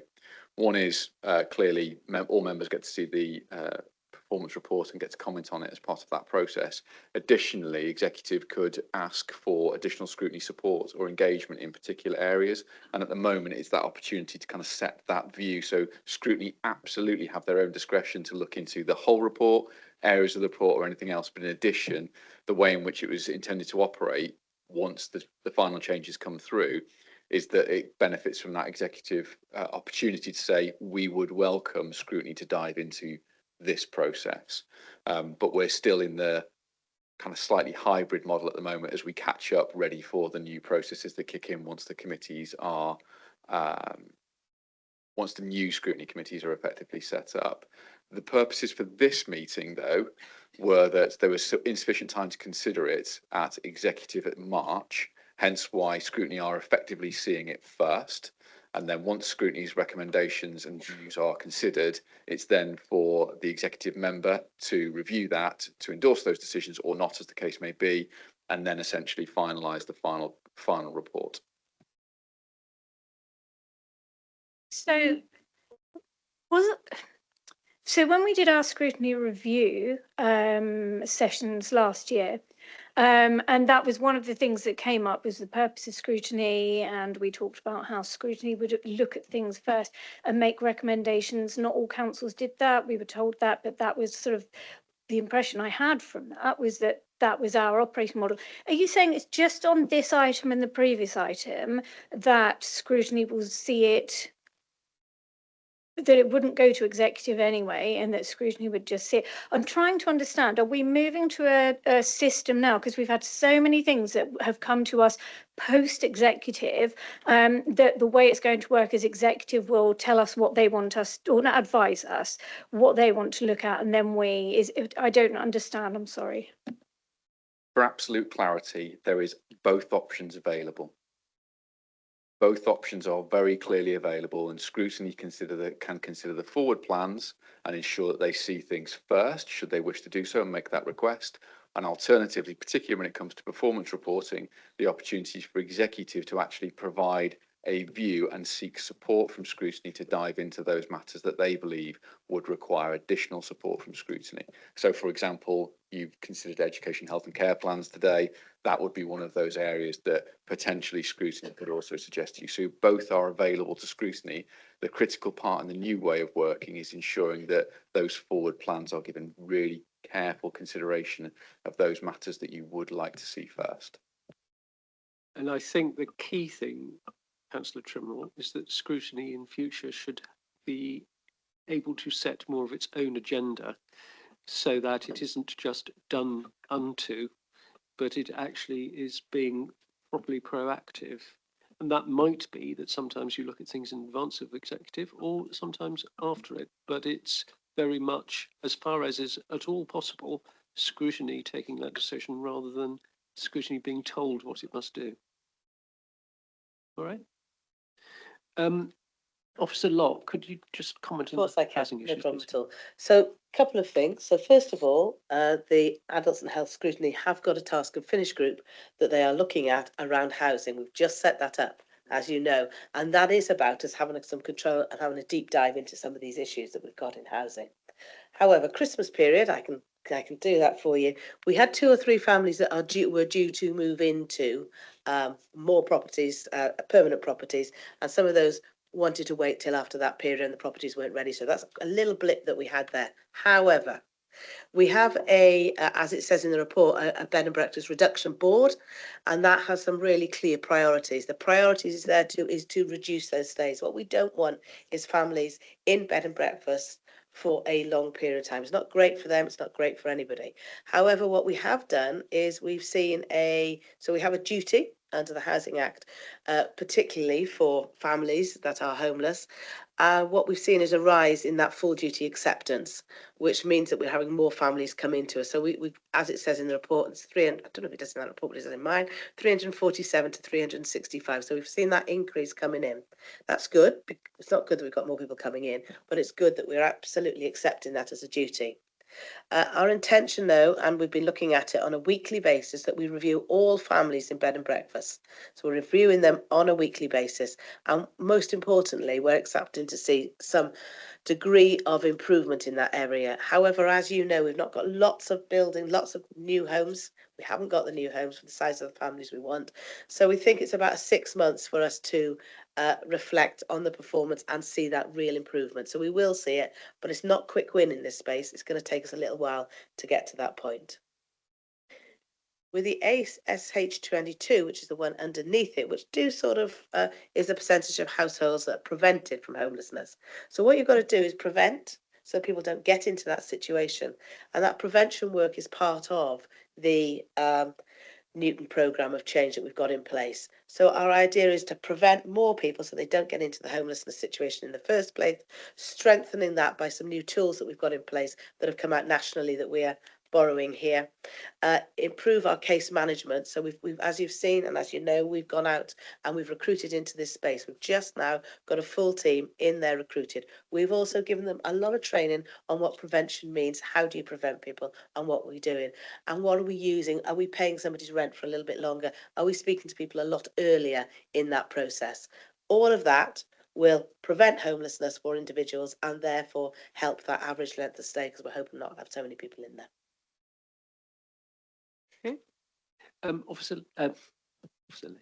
Councillor Lation. Thank you, Chair. I just wanted to make the point on page 192 under the Peer Challenger Action Plan. There is scrutiny function review, implement the action plan and monitor progress. And then for March 27, evaluate the outcomes of the improvements to the scrutiny function. So I just want to make the point it's not going to be forgotten. It is here on that action plan. Thank you. Councillor Mansell. No, more or less ready. Thank you. So, I mean, and just sort of general and a bit like last time, there's a lot of red in this report, which obviously is a cause for concern. I am wishing to sort of focus on in 2 of the areas which I know best, and one is again raising the performance measures targets in relation to the climate emergency and what the council's doing on this, which is a key part of one of the council's corporate priorities. But I have to say, I can't see it in the performance measures and targets that we've got here. There aren't really any measures or targets. There's the odd one or two, sort of just about within the some of the service areas, but not many. I would hope for more. And I think that reflects the point I made under the last report. We haven't got the action planning, we haven't got the strategy, and I have to say we haven't got the officers to be doing this work, and it's reflected again in this report.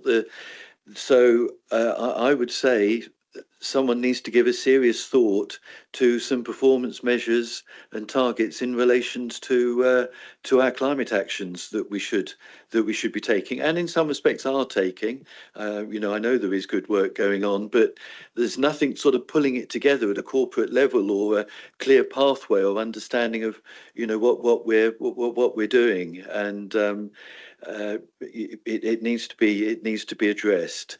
So that's on the climate side, and then on the waste indicators, and I will preface this. I'll make a point, but this has been raised at Climate and Place Scrutiny. I understand a report will be coming to Climate and Place Scrutiny. We haven't had it yet, and I'm hoping that will be the chance to address it. But if I could just make the sort of the general point now in relation to some of the waste targets we've got, and on the whole, our performance is pretty good for England. There was a time when we were, right at the top of the tree for England, and there was a time, I'm aware, that Wales used to come to Somerset to find out what to do, because our performance was, we were groundbreaking here, and others were interested to see and learn from Somerset. Now we have got some good services here, and they are pretty well used, but the problem I've got is the targets that are here, and I've made a little comparison with Wales. I will observe that Wales has had a pretty supportive government over a number of years now, which has really helped with the development of their waste services, to the extent that they, have moved ahead of much of the rest of the world, it has to be said. But nevertheless, the services they've got are not that different to what we've got in Somerset. As I say, there's been cross fertilisation between the two, and if you look what occurs in Welsh authorities throughout Wales and Somerset, there's a lot of common ground there. Now, the target that we've got for our waste services is 55.68%, just over 55%. Now, in Wales, with not dissimilar services, the whole of Wales is now achieving 68%, and there's 12 of their 22 authorities which are over 70%. Now that is high performing, very high performing, but really with our services, we should be aspiring more to that level. I believe the target has been set too low, and it does suggest our services aren't really quite delivering what we would like them to deliver. And I think those targets need to be reconsidered and thought given to what should be achieved by our services and how we can move it up. And one example of how that matters to the whole council is page 162, the residual waste one. That is the most expensive thing we can do with waste, is send it to mostly incineration these days. That is the most expensive route for it. Now, our residual waste is over 400 kilos per household on average over a year. In Wales, a couple of years ago, they got it to under 350. Now, if we'd be doing that, that would be a significant saving for the whole council if our residual waste was 60 kilos less than it is. So it doesn't just matter in waste terms; it matters for the council's financial performance as well. So I hope I made the point, but I guess the takeaway: climate needs some measures and some targets, please, and waste. I think the target set need to be reviewed. Thank you. Right, thank you. Points duly noted. I don't know whether they need any comment particularly. Just to say that in terms of the climate, we are having conversations with the service. It's always been the intention to introduce performance measures into the report. I understand, as well as the vision and strategy work, there's also work around the baseline information in terms of carbon neutrality. So that work needed to be done to almost understand from that baseline, what is our targets, what can we measure? So those conversations will be ongoing. Okay, thank you. The next speaker is Councillor Filmer. Thanks, Chairman. The first point I was going to raise actually just come from Councillor Mansell, the residual household waste, which again I was surprised at the figures there. It works out about 24 kilos of residual waste per time we put it in the bin. Well, bearing in mind those that actually do a lot of recycling and you end up with hardly any waste in there. If that's the average that's coming from every household, we need to work out why that's working, because that's in old money, that's £54. It's a lot of weight, and you sort of think, well, how does that work out if that's the residual? That's not any of the recycling stuff. But normal one planning, just above that, CPE 13. There's reference there which talks about obviously the backlog, and it mentions that we've got legal agreements, 189, they're outstanding, that are holding things up. It makes reference in there that once that's solved, everything will look much better, but there's no reference to are we actually solving it and how are we trying to solve it. And it would just be interesting, I think, to get some background on that, not necessarily today, but to work out from the department, what are we doing to deal with that? Because it's all well and good to say it'll be fine once that's sorted, but I'm not aware that that is currently being sorted. Over the page to 163, the question I was going to ask was relating to fly tipping, and there's a very positive comment in there that we're a lot better than we were in the last quarter. We're also an awful lot worse than we were a year ago, and it would be again interesting to know what is that problem that is still. We were a green service of 12 months ago. We're now amber, having improved from red, but there's no real narrative as to why there's still a bit of an issue. If I could jump slightly to page 180, there was one there that I didn't understand why it was showing. If I can find it, hold on, 180. So it's relating to purchase orders, FP12, and it says that we've got 63.7% of these are purchase orders that are compliant, that they've been raised without retrospectively being done. I thought we'd put a complete ban on anything happening without a purchase order, so it's slightly worrying that there's still 2/3 that, according to this, are meeting it, but there's a third of purchase orders that appear to be still being allowed to go through without that being taken into account.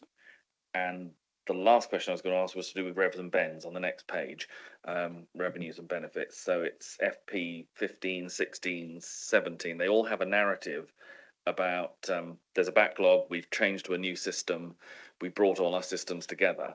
I just wonder whether it would be useful to have in there some sort of timeline as to once this new system, which was going to be all singing and all dancing and comes together and will be a better service, when is that forecast to actually be showing those benefits as opposed to being a reason why it's not meeting the current targets?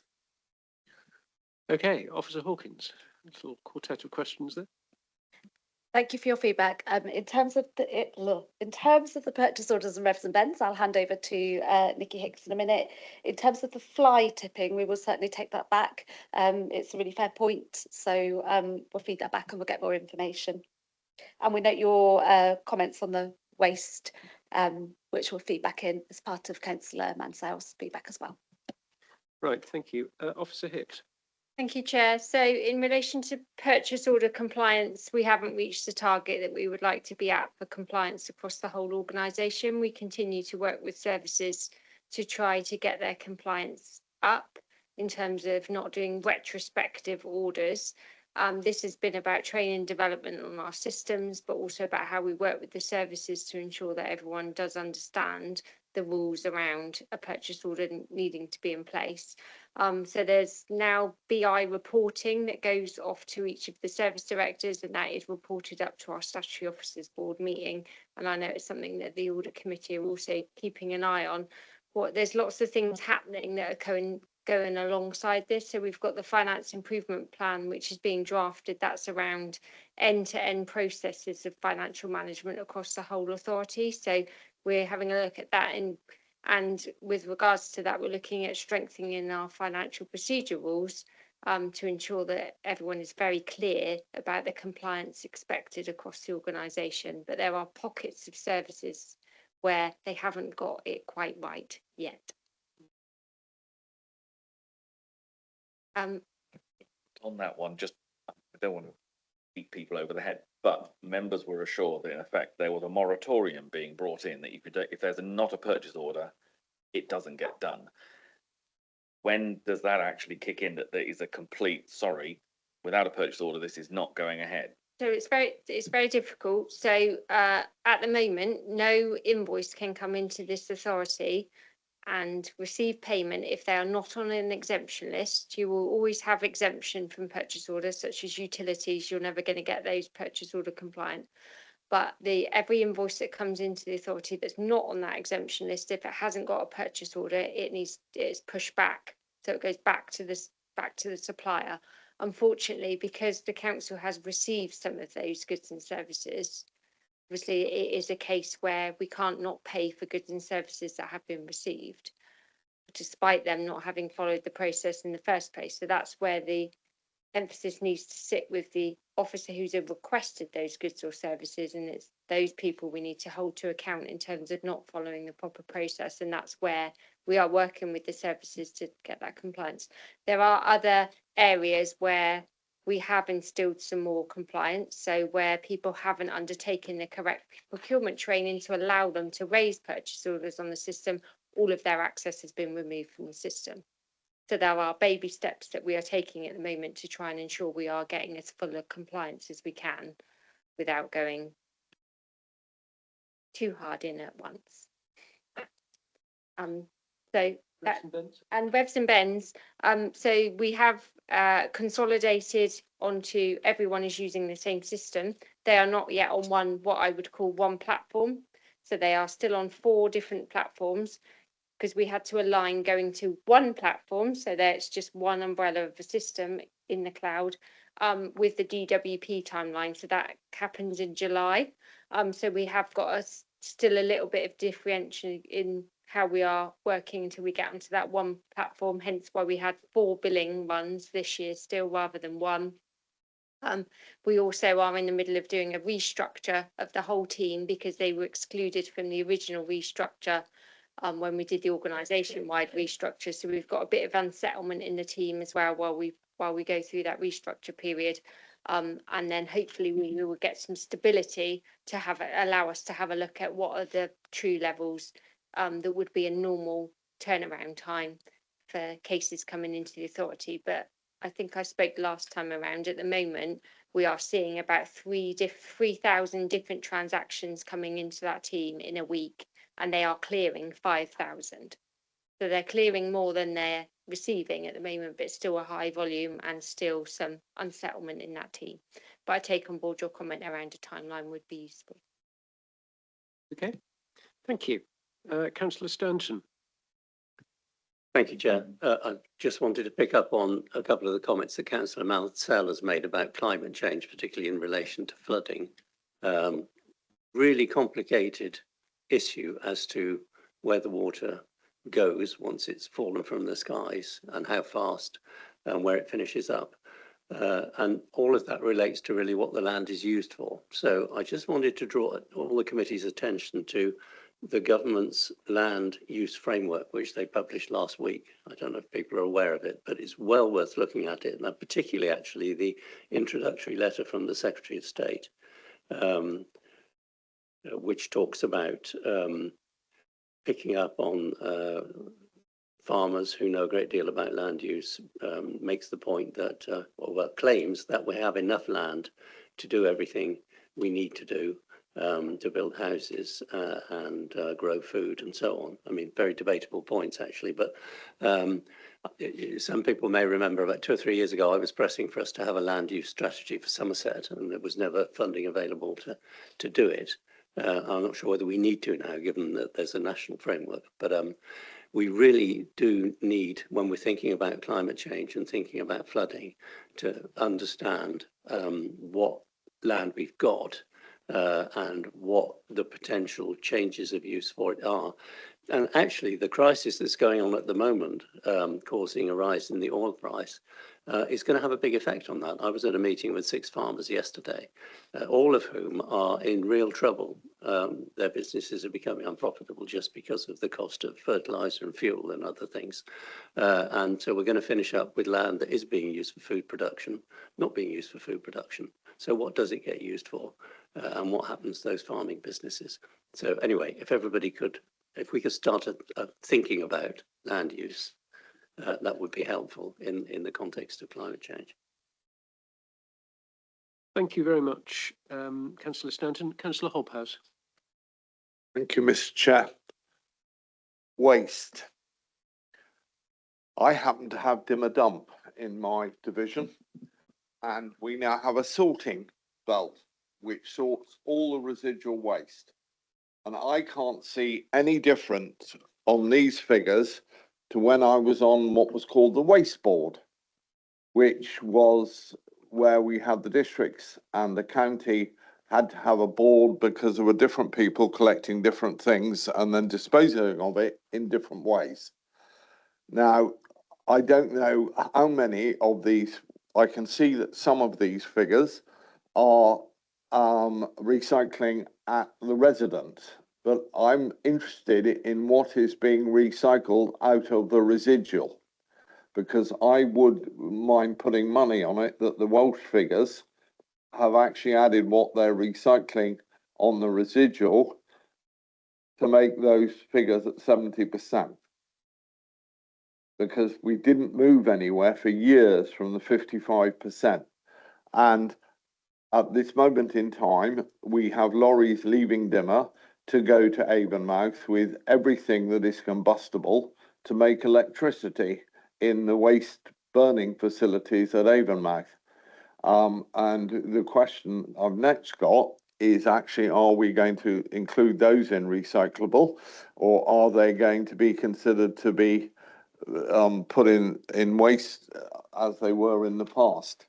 And I wouldn't mind having an understanding at some stage of exactly what is in what with waste. I'm sorry, I know a little bit too much about this subject, but I was at a meeting at the Dimmer group last week.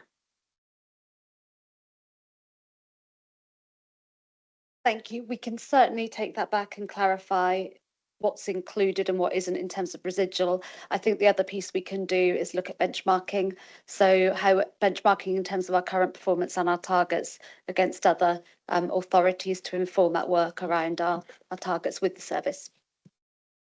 If anyone wants to visit at some stage, the picking line they have for the residual waste, they're taking out a combustible comes out first, and then metals and stuff also get recycled on the picking line.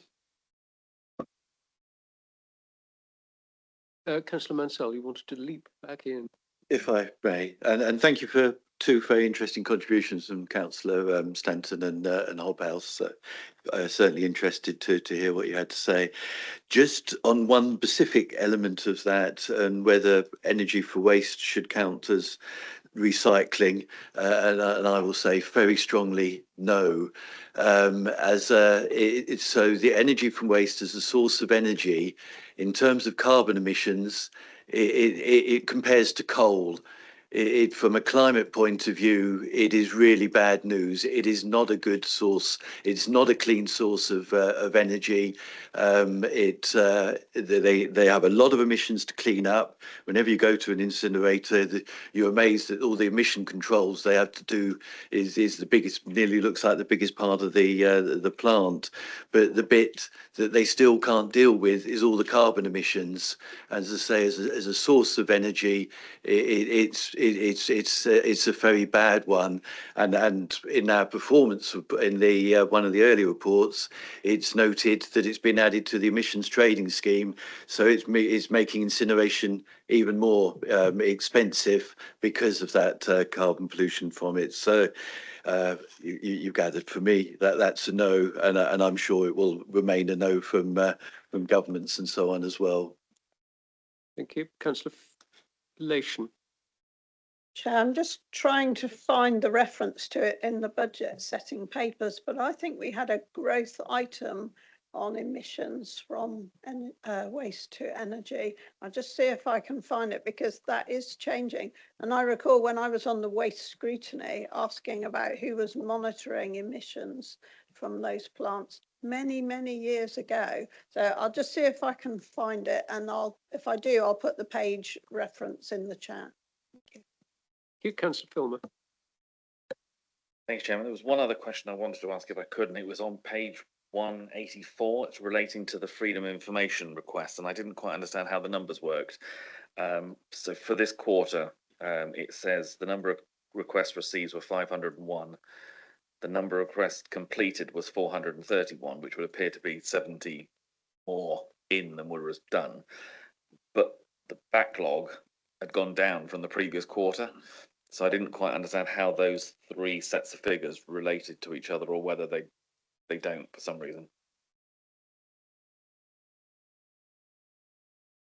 I think it's because you haven't got the overall backlog figure. So almost the missing fourth figure is the total backlog, which would make all of those figures correlate alongside one another. And you have the number received, because we have 20 working days to complete FOI requests under statutory legislation.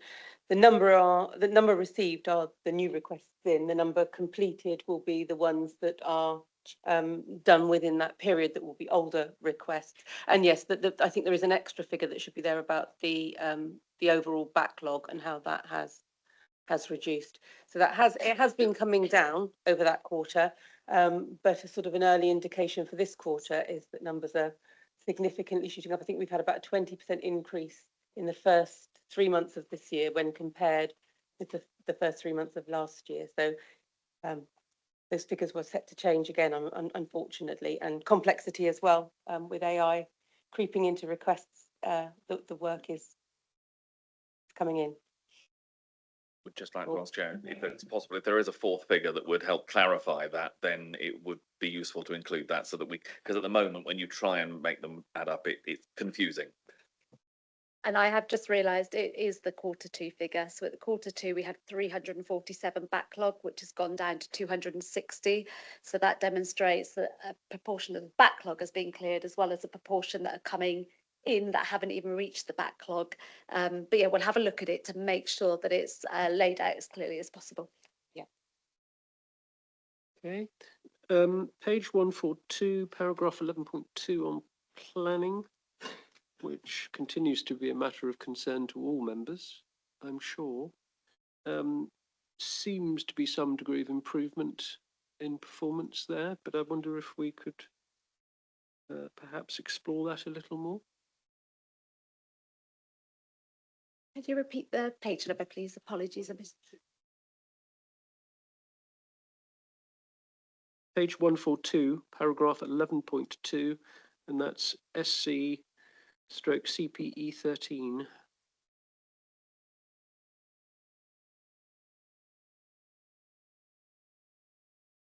I don't think we have anybody here from that directorate, but we are certainly seeing a reduction in the volume of backlog. So the resource I think it's now at 1,190 compared to 1,314 as at the end of Q2, which means that the services the service is determining more applications each quarter than the number of received. So it is moving in the right direction, whilst it does remain red because it does remain significantly off target. Okay. Anybody have any comment on planning? We know it's a matter of significant concern to members because we're very much in the front line of dealing with members of the public who are affected by it. So I've got Councillor Filmer and Councillor Trilmer. Councillor Filmer. The only comment I was going to make was I only see the figures for the north, but we are determining, as you say, more than are coming in, but that doesn't mean we're actually determining more than we were. So it would be interesting to know how much of our improvement in backlog is actually due to the reduction in work that's coming in terms of applications. Certainly in the patch that I cover, there seems to be an awful lot fewer applications coming through north than there were a little while ago. Councillor Trimnell. So I forget the numbers now, but at the end of the sort of planning shutdown that we had from, I think it was August through to the end of October, I was surprised to see that the number hadn't come down by as many as I might have imagined for that period of time. And I did have a concern at the time that I don't remember the numbers, but you know, it was sort of 250, 300 fewer than when they'd gone into that lockdown period or shutdown period. But obviously, I understand there was more coming through all the time, but I felt as though we could have done with a year of shutting down and still not managed to get that number down. So as applications, we want them to increase because we want more building, for example, we want more houses. I just wonder whether it's coming down sustainably enough. But like you said, there's nobody here from planning, so no one to answer that. No, but I think we can send that message back. And at Councillor Filmer's point, and it may be a very useful figure for us to have to consider. It's not just the number that are being determined, it's the number that are actually coming in. So I think that could be a very useful figure for us to have in future in these assessments. If we could suggest that might be added. Yeah, definitely. Right. Are there any other points, ladies and gentlemen, that you wish to make in relation to item 7?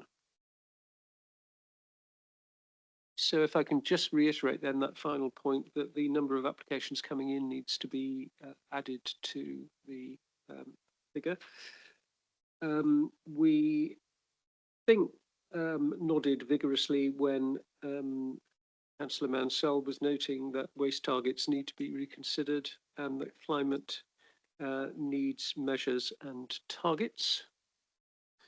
You will have noted concerns that were raised about waste generally, fly tipping, purchase orders and revs and bends, and also Councillor Stanton's point about the importance of land use in the context of climate change, although that's perhaps more of an observation rather than something that can necessarily be incorporated at this stage. Well, Mr. Chairman, we could recommend to the executive that all councillors are encouraged to look at it. Indeed. It's maybe slightly apart from this agenda item, but nevertheless, it's an important consideration, and I'm sure those executive members amongst us today have heard exactly what you've said. Right. Is there anything else then, ladies and gentlemen? Are you happy with that? Otherwise, thank you very much, Officer Hawkins. You've had a busy morning with us, so we do appreciate it very much. Thank you. Thank you. Good to talk it through. So that then takes us to agenda item 8, and this is the unreasonable customer behaviour policy, pages 195 to 216. And I'm going to ask Mr. and Mrs. Orr to put their questions now, if you'd like to come forward to the public desk.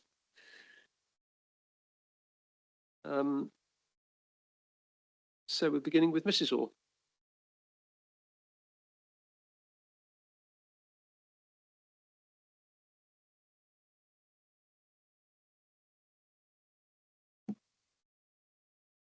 Thank you, Chair.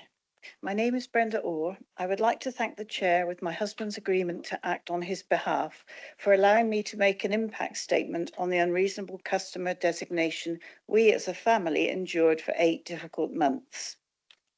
I'm a retired teacher of 40 years service. I naturally expect public service organisations to act fairly, impartially and with integrity. This case has exposed a lack of rigour and impartiality with a worrying lack of checks and balances when, in our view, an unjust officer-only decision is appealed. There is an important difference between someone vexing the council by being persistent to resolve an issue and someone being vexatious when they refuse to accept a full and final response from this council. I believe that a large and powerful council needs to be mindful about how it exercises power, given the huge imbalance with the limited powers of an ordinary citizen. We are grateful to Executive Councillor Mike Rigby in November 2024 for establishing the facts and publishing his report to the leader and his executive colleagues. His report clearly showed that there was no evidence of scattergunning, with only 3 very different issues being dealt with. None of those 3 issues had received a full and final response, so remained open and reasonable. Why his Executive Councillor report wasn't acted upon until March 2025 by senior officers appears to show a council that resists admitting to mistakes after they've been made, even if made in good faith originally. I was appalled to read what we regarded as an inaccurate narrative which was sent out for cascade to every member of staff and all councillors. The narrative described classic vexatious behaviours which we felt was inaccurate, hurtful and unjust. Given that my husband worked at Somerset County Council for 18 years and is known to some staff and a number of councillors, we felt it was reputationally damaging to my husband's good name and character. This felt to us as if we were being institutionally bullied. We had no right to redress to clear my husband's name without bringing a libel claim, and the council could easily pile up high legal costs, putting our home at risk. I attended a formal meeting with the monitoring officer on the 7th of February 2025 to act as a participant and witness to my husband's actions and behaviours. At that meeting over a year ago, it became abundantly clear that the council couldn't answer the points of accuracy, principle and injustice we made. Nevertheless, subject to council rectification, we agreed to using a single point of contact for officer matters to be conciliatory and reasonable. I hope that this committee will recognise our traumatic lived experience and ensure that further checks and balances involving member oversight on a customer appeal are incorporated before this unreasonable customer policy is formally agreed. Thank you, Mrs. Orr, very much. And now, Mr. Orr.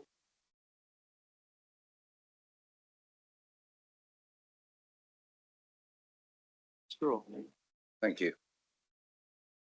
Today I want to be constructive. My main concern when I look at the structure of this revised policy is that unreasonable administrative behaviours, which are quite subjective, are categorised alongside unreasonable verbal and physical abuse behaviours, which are usually quite clear-cut. The version 3 policy has improvements as follows. The emphasis on staff protection is welcome, and as a former trade union rep, I strongly support that. There is a move to a formal governance and control framework, which is welcome.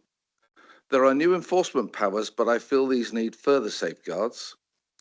Pre-warning customers that their behaviours are becoming unreasonable and could trigger a formal policy response is welcome. When I had the first initial notification from the Chief Executive Unreasonable Customer a full 2 years ago, it didn't comply with that pre-warning condition. I immediately took note, though, and I stopped communicating with the 2 officers around nutrient neutrality where the original pushback had occurred. And I think Councillor Hobhouse can concur that nutrient neutrality was an allergic topic at the time. That made no difference to the Council continuing to have further 2 unreasonable customer notifications in late July and early September 2024. Even when one was an escalation to the Executive Councillor Planning Portfolio Holder, where education officers had ignored her planning issue follow-up on my behalf, and I was just asking her if she'd heard anything. I welcome that the escalation and appeal process has been strengthened. In my case, following subject access requests, my documented and complex appeal was processed by the Customer Experience Manager and the Council's initial response drafted by her. Will a very busy monitoring officer with 3 executive roles really have time to carefully read a complex and detailed appeal to ensure the response from the Council is thorough and appropriate? In my case, clear key points of appeal were ignored, and I felt they had not been properly taken into account. Is there a real risk that the Customer Experience Manager is, in a busy reality, acting as judge, jury and appeal court? I welcome the improvements to monitoring, reporting and transparency. The revised version, I feel, takes a defensive risk-managed approach, whereas the previous version was more customer-focused and emphasised fairness and access. The broad definition of unreasonable is still subjective, that's administrative, so could still be used against legitimate persistent complainants. I have the following 4 recommendations for this committee's consideration. Firstly, recommend a more structured approach separating unreasonable verbal and physical abuse behaviours from subjective unreasonable administrative behaviours. 2, reinstate the values around being customer focused, fair and accessible. 3, on appeal and only on appeal and nothing before that, and these should be fairly rare occurrences, that councillors are involved to review the appeal and test whether the officer's view of a full and final response was merited. And finally, circulation naming a citizen as unreasonable, which should be minimal according to the LGA, should require a leader or executive councillor sign-off. I'm quite concerned, despite this matter being calendared since the 13th of January, that the executive meet to make a key decision in just 7 days' time. If Scrutiny is minded to make any recommendations, I'd like to see that meeting postponed to May to allow proper time for proper governance. Thank you. Thank you very much, Mr. Orr. Now, I'm going to ask Councillor Thea Butt-Phillip, who is the relevant lead member, to respond to both Mr. and Mrs. Orr, please, before we have the rest of the debate. Thank you very much, Chair. I'm not sure I am the relevant lead member, but I'm the lead member who's you're relevant here today. morning. I'm being relevant today. Yes. So thank you very much, Mr. and Mrs. Orr, for coming here today and sharing your experience with all of us. I cannot speak on behalf of the Scrutiny Committee, but I am certain, but I'm going to do so anyway, I'm certain that they will consider the reputations that you have made as part of their deliberations. And of course, if the committee sees fit, your submission may help to influence any further recommendations to the executive. As you will appreciate, the executive is not due to consider this policy until next week, which does provide an opportunity for amendments to be made if necessary, arising from the recommendations of this committee or from any other considerations. The recently published papers for the executive, my screen has just gone blank. There we go. The recently published papers for the executive already include one change, and I apologise to this committee that change has been made subsequent to the publication of your agenda. And this change is to ensure that an anonymised overview of decisions made under this policy will be reported to the portfolio holder for customers on a monthly basis for oversight. In the event of any queries or concerns regarding the application of the policy and or restrictions imposed, the portfolio holder will request a full review. It's possible that other amendments could be made if the executive deems it necessary next week, and we will certainly bear in mind what this committee feeds back to us. Thank you very much. Thank you. So just to pick up on that point then, an anonymised overview will be reported to the portfolio holder. That's correct, on a monthly basis. Okay, right. Well, that, I suppose, is something that we can now consider as part of this. So, Councillor Butt-Phillip, can I ask you to introduce the substantive debate that we have to have by introducing the report? Thank you very much. Thank you very much, Chair. I have nothing further to add to my introduction. I think I have to hand over to Alan at this point. Thank you, Chair. Rebecca's poised to consider the key points for the report and happy to answer any questions when we get there. Thank you. Officer Martin. Morning all. Rebecca Martin, Head of Customer Experience and Information Governance. So just to set the scene on this policy and why it's with you today, it is a cyclical update to the policy, which has been delayed. The initial intention for reviewing this policy was to include changes which will become necessary for a new cautionary contacts register, and that's being developed by Health and Safety, but the implementation of that has pushed on and is now going to be later than anticipated. So we're proposing this as an interim update to this policy with a more full update coming in due course once that project is online. The changes we have made within the suggested policy are primarily administrative. So there was a lot of duplication within the wording of the previous policy, which we have had feedback from both services and some customers that became difficult to understand, and that some of the language could change in tone for pure English. So we've done that. The suggested amendments have also been informed by discussions with key affected services, so considering how the policy has worked for them, what has worked well and what hasn't worked well. It's also taken into consideration feedback from customers, also monitoring officer review with regards to specific cases. And that's all sort of fed in. The policy recommends that the decision-making and appeals process remains largely the same, but as stated in the document, we have introduced an additional layer of regular and annual reporting so that there is greater transparency on how and when that policy is being used. So it would be anonymised, but it would state, you know, how many cases, what the circumstances of the cases are, what restrictions were put in place and those sorts of things. And as Councillor mentioned, subsequent to that, there has been a suggestion which we welcome of that monthly anonymised report to the portfolio holder for customers who can then examine the cases and sort of effectively call any of those in for review if there's concern about the actions that are taken and the circumstances surrounding the cases. For context, the policy is used reasonably infrequently. So in a year, we only generally have about 15 to 20 cases where restrictions are put in place. The policy serves as an operational tool to manage the impacts of a range of customer behaviours on staff wellbeing and efficiency. In most cases, vast majority of cases where the policy is used, the behaviour is around abusive behaviour, which can include the shouting, the swearing, the name calling. We have incidents of racism and those sorts of things. But we do also have issues around frequency of communication that become unmanageable and impact heavily on officers being able to effectively conduct their role. That's much less common and sometimes can sit alongside those other behaviours that are described and sometimes not.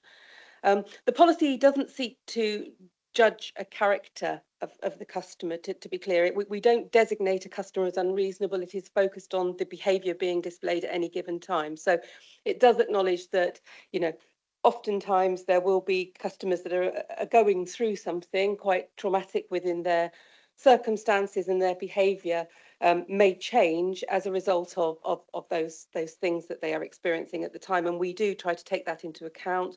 We also look to take into account any known difficulties and vulnerabilities a customer may experience whilst considering what action might be appropriate. We also are very clear that we always try to leave some form of communication open where it is appropriate to do so. There's very rare cases where that might not happen. And we are also clear that the policy does not affect any individual's right to engage in statutory processes such as asking for information under FOI and those sorts of things. So what we're essentially looking for is views from the committee about the suggested updates and anything you'd like us to take forward as recommendations for amendments to exec. Thank you. Thank you very much, Officer Martin. Councillor Hobhouse. Thank you, Mr. Chair. I have a problem with the appeal process. We don't have an unbiased judge, team, whatever you want to call it, who is dealing with the appeals. Now, when an officer or a member gets into problems and those problems get escalated, the appeal system includes members at the very end. who are coming to it with or they should be coming to it with an unbiased mind, who can make a unbiased decision on that appeal. And I don't understand why we're not doing the same thing for residents. Because at the end of the day, and I get the point, it can be absolutely infuriating when you end up with endless emails from somebody, most of which you don't want to receive. What I'm trying to get at here is that it's not just, it can be anybody who is continually hassled and be driven berserk. And at the end of the day, what I'm actually trying to ask for is that at the appeal system, we put a members panel in place, as we do for the officers, all the members. Right, so if we can just lodge that comment then, that will relate particularly to page 212, which is page 8 of the document, and the first substantial paragraph there. If members could make a note of that, I'll return to that item in a moment. Councillor Trimnell. Thank you, Chair. So firstly, I mean, I didn't know the details of Mr. and Mrs. Orr's case. I don't know anything about it. I'm sorry that you've been left feeling that way. I think this is a really tricky one of those balances between the needs of people who are accessing services and the needs of people that are providing the services. I think it's right that, you know, that abusive and potentially violent behaviour should be separated out from other areas, you know, like a sort of persistent contact and things like that. And I do recognise that those things can be really difficult. I think Councillor Hobhouse touched a little bit on what I was thinking was that, is there a team that specifically deal with these situations that's not impartial, well, I suppose impartial to the actual situation itself, because I haven't had any experience of this. I've been very fortunate, and I'm not aware of it, but and you said it's sort of 15 to 20 cases a year, situations where it becomes very difficult. And I just wondered, is there somebody whose specific role is to deal with this rather than it being per department? Because that could take some of that pressure off, and especially if that person had that mediating ability, because we have to remember that residents who are, you know, obviously there's abuse and that goes beyond the pale, but there are some people who are in really, really difficult positions and really need that help and support and feel that they're not getting it. We see this in all walks of life in public services now. You won't go to a doctor's surgery or hospital or any of those kinds of settings, probably even a police station, where there won't be warnings, we will not tolerate abusive or aggressive behaviour, because it does seem as though it may be becoming more prevalent in society now. That's the area that I'm really, really concerned about. I understand that persistent communications may be difficult to deal with, but it's the abusive, the needs of somebody who's working to feel safe. And I wonder, you know, is there something that's being done to cover that that's by an impartial mediator? Yes, I mean, to an extent, as you say, it depends how we consider what we consider impartial. My role is that. So I sit sort of outside of the services that deal with the customers, and my remit includes complaints and it includes managing behaviour. So I provide sort of support and guidance to services in dealing with that outside of the policy. So the 15 to 20 cases are the extremes that escalate to a point where we feel there's some formal management needing. But actually, sadly, unreasonable behaviour, particularly in terms of abuse, some of that online these days with social media and all those sorts of things happens much more frequently than that. And my role is to support services and managers with suggestions about how we might deal with some of those things to de-escalate, to make sure that they don't get into the arena of unreasonable customer behaviour. My role is also as customer advocate in terms of, you know, overseeing the complaints process. So part of that role is to look at why we have a complaint, whether that complaint has been adequately dealt with, whether the persistence around pursuing things is because actually as an authority, the services haven't successfully managed to pick up all of those points. And that's why we're seeing escalation in behaviour.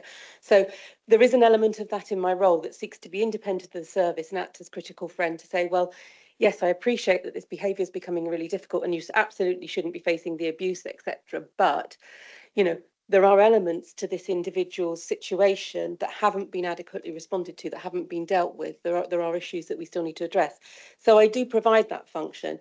Additionally, obviously, we do have the Ombudsman. So many of the cases that we get that are involved with unreasonable customer behaviour are linked to ongoing complaint cases. And so once the complaint has gone through the process, we're dealing with the behaviour issues alongside that, and it has been reviewed outside of the service within my team. If the customer is still dissatisfied, there is that Ombudsman escalation, which is truly sort of independent of the organisation that my team would manage and cooperate with, but ultimately any Ombudsman recommendation, we do comply with 100% of those recommendations. So we would take any adjudication at that point on board and comply with the recommendations and any remedies that are suggested. Yes, Councillor. So I picked up again from Mr. and Mrs. Orr that there was a naming. How is it that customer names get into the public domain in the first place in these situations? Because obviously that is something that has consequences. So I wondered how that had happened and what we're doing to safeguard people so that they aren't publicly named. I mean, I guess if it goes to court, that's a different matter altogether. But, you know, is that the exception? We don't publicly name. As I understand it, there was no public naming, but there was an internal communication. I mean, I don't really want to get into the individual sort of cases as such, but you know, on occasions it may be necessarily internally to communicate. Well, in fact, probably in all cases of unreasonable customer behaviour, there will be some internal communication to say, there's this situation, this is the way that we've agreed to manage this communication going forward, or manage this customer's behaviour, whatever it might be. And we would share that internally with people that we feel would need to know that in order to successfully manage that progression. So, you know, for example, if an individual presents regularly at an office and is very violent or abusive, etc., then we would share that with the security team in that office. And so it's deciding who needs to know about, who might reasonably need to know about that behaviour in order that they can manage that behaviour. So, but no, we don't ever publicly put those names out there as you know, unreasonable examples of customer behaviour. Okay, thank you. I just think it's important that I do. Obviously, we've had some people come here to present today about a situation, and there aren't any other examples of situations that we've had. So I apologise if I'm drawing attention and putting anybody in a difficult position over that. But thank you for your answers. Thank you. Officer Jones. Thank you, Chair. So I just to follow Rebecca's points in relation to how then any appeal or escalation is set out on page 212 of the report. In essence, there is an ability then to raise that appeal through the monitoring officer. There are instances whereby, given the nature of the role, if there is a need, I have a number of deputies that are supporting the role as of monitoring officer, and on occasion I ask those colleagues to pick up that role. Those colleagues are deputising for me and have the ability to act as monitoring officer should the need be there. So there are safeguards in place to ensure there is an opportunity to independently review if, for example, there is either a perception or a reality whereby I or one of my colleagues would be conflicted as part of that process. And that judgment is taken based upon how then the issues are being considered and whether there is a real risk or perceived risk of that being perceived as bias. And there are a number of instances whereby if that escalation were to occur, we discuss that as a team, and then we consider then who is best deployed to deal with that matter, depending on the nature of the complaint that's being considered. Thankfully, there are very few cases that have got to that stage, but that safeguard does exist to ensure that can be reviewed and remedied should it need be. Okay, I do have other speakers in the room, but Councillor Hewitson is confronting us largely on screen at the moment. So I think if I may, ladies and gentlemen, I'll ask Councillor Hewitson to come in at this point. Thank you, Chair. Sorry to be larger than life with you today. I suppose I just wanted to make a comment on the wider context in which we find ourselves with this particular issue, and that is with generative AI. We're finding that people can generate queries of the council, often of a very specific and technical nature, which require large amounts of either officer or member time to try and respond to.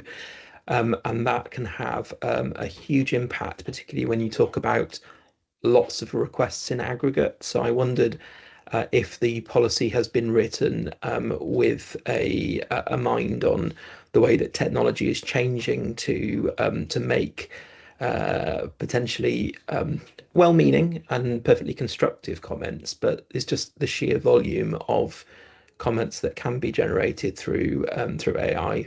Have you considered that as part of the policy development process, and how may we apply the learning of the early days of generative AI to the life of Somerset Council? That's a very interesting point, and I wonder if it ought to be part of our AI regular considerations. Yes, thank you for that, Councillor Hewitson. Officer Martin, do you want to respond?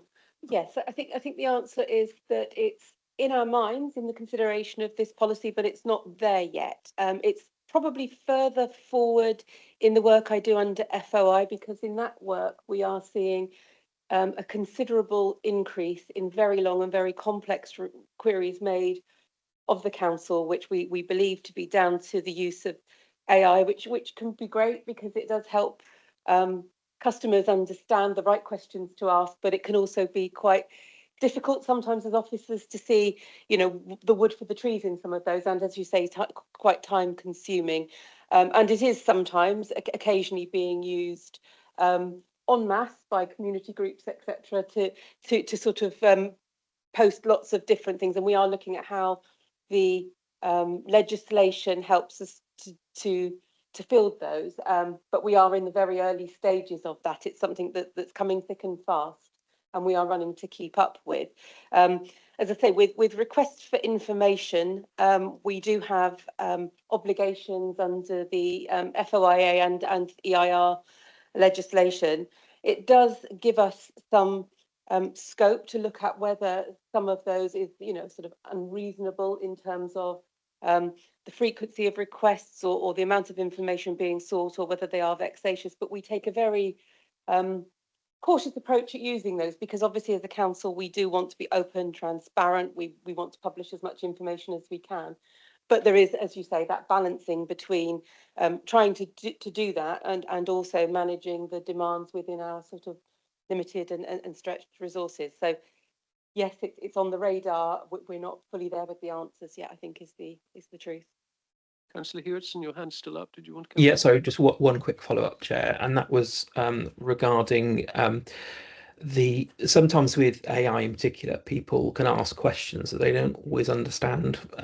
AI is great for generating some things, but it doesn't often have the context within which a question is being asked. So sometimes people think that they're getting the definitive question, and often it is a question which can not lead to very meaningful or helpful responses. And I am slightly concerned that the council just faces an absolute deluge of these sorts of requests as the technology ramps up, both in terms of its capability, but also in terms of its prevalence, in terms of the use.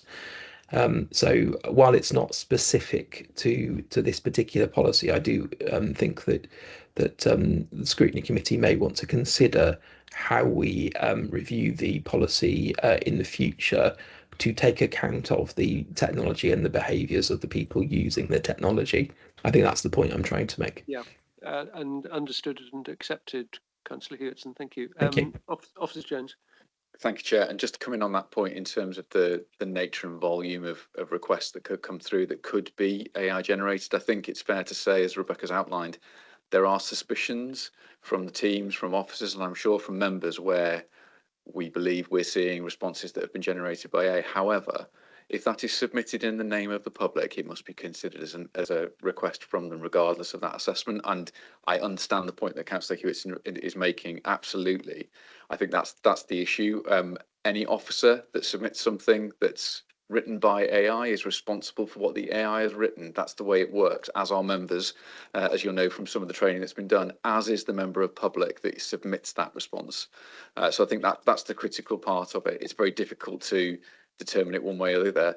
I am aware that there are some authorities and some private sector organisations that are considering how they assess, stress test those submissions for the use of AI, and at which point how that is then used in responding to the customer, I'm afraid I can't determine, but the stress testing is part of that development of the tool. I think once we see the tool developed, we can then consider as a sector, not as a council, how this could then be used to respond to customers. But we are a long way away from being able to filter that in any way, shape or form. If it's submitted, we are duty bound to respond.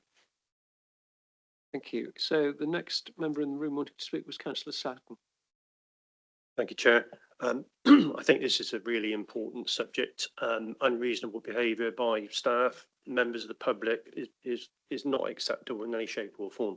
However, I think we do need to have a balanced and approached view on how we deal with that. And I agree with Councillor Hobhouse that there should be some independent kind of body that does review appeals. Now, we could say the Ombudsman is the end result of that, which they can be took to the Ombudsman. I totally agree with that. I've seen this in another authority that I represent, and it has included members that have had to have been actually banned from the council premises because of aggressive and violent behaviour until that's been addressed. Now, we can address that through our political parties in our groups. If it is a member, it's very difficult with members of the public because there is completely different views on subjects, but persistent and vexatious requests all the time. I've seen it in other authorities, and it has put a lot of pressure on officers. As employers, we have a duty of care to protect our employees, and we need to provide a mechanism by which they are protected from this kind of behaviour. I just want to pick up actually on something that Councillor Hewson's just brought up actually, because I've seen this now.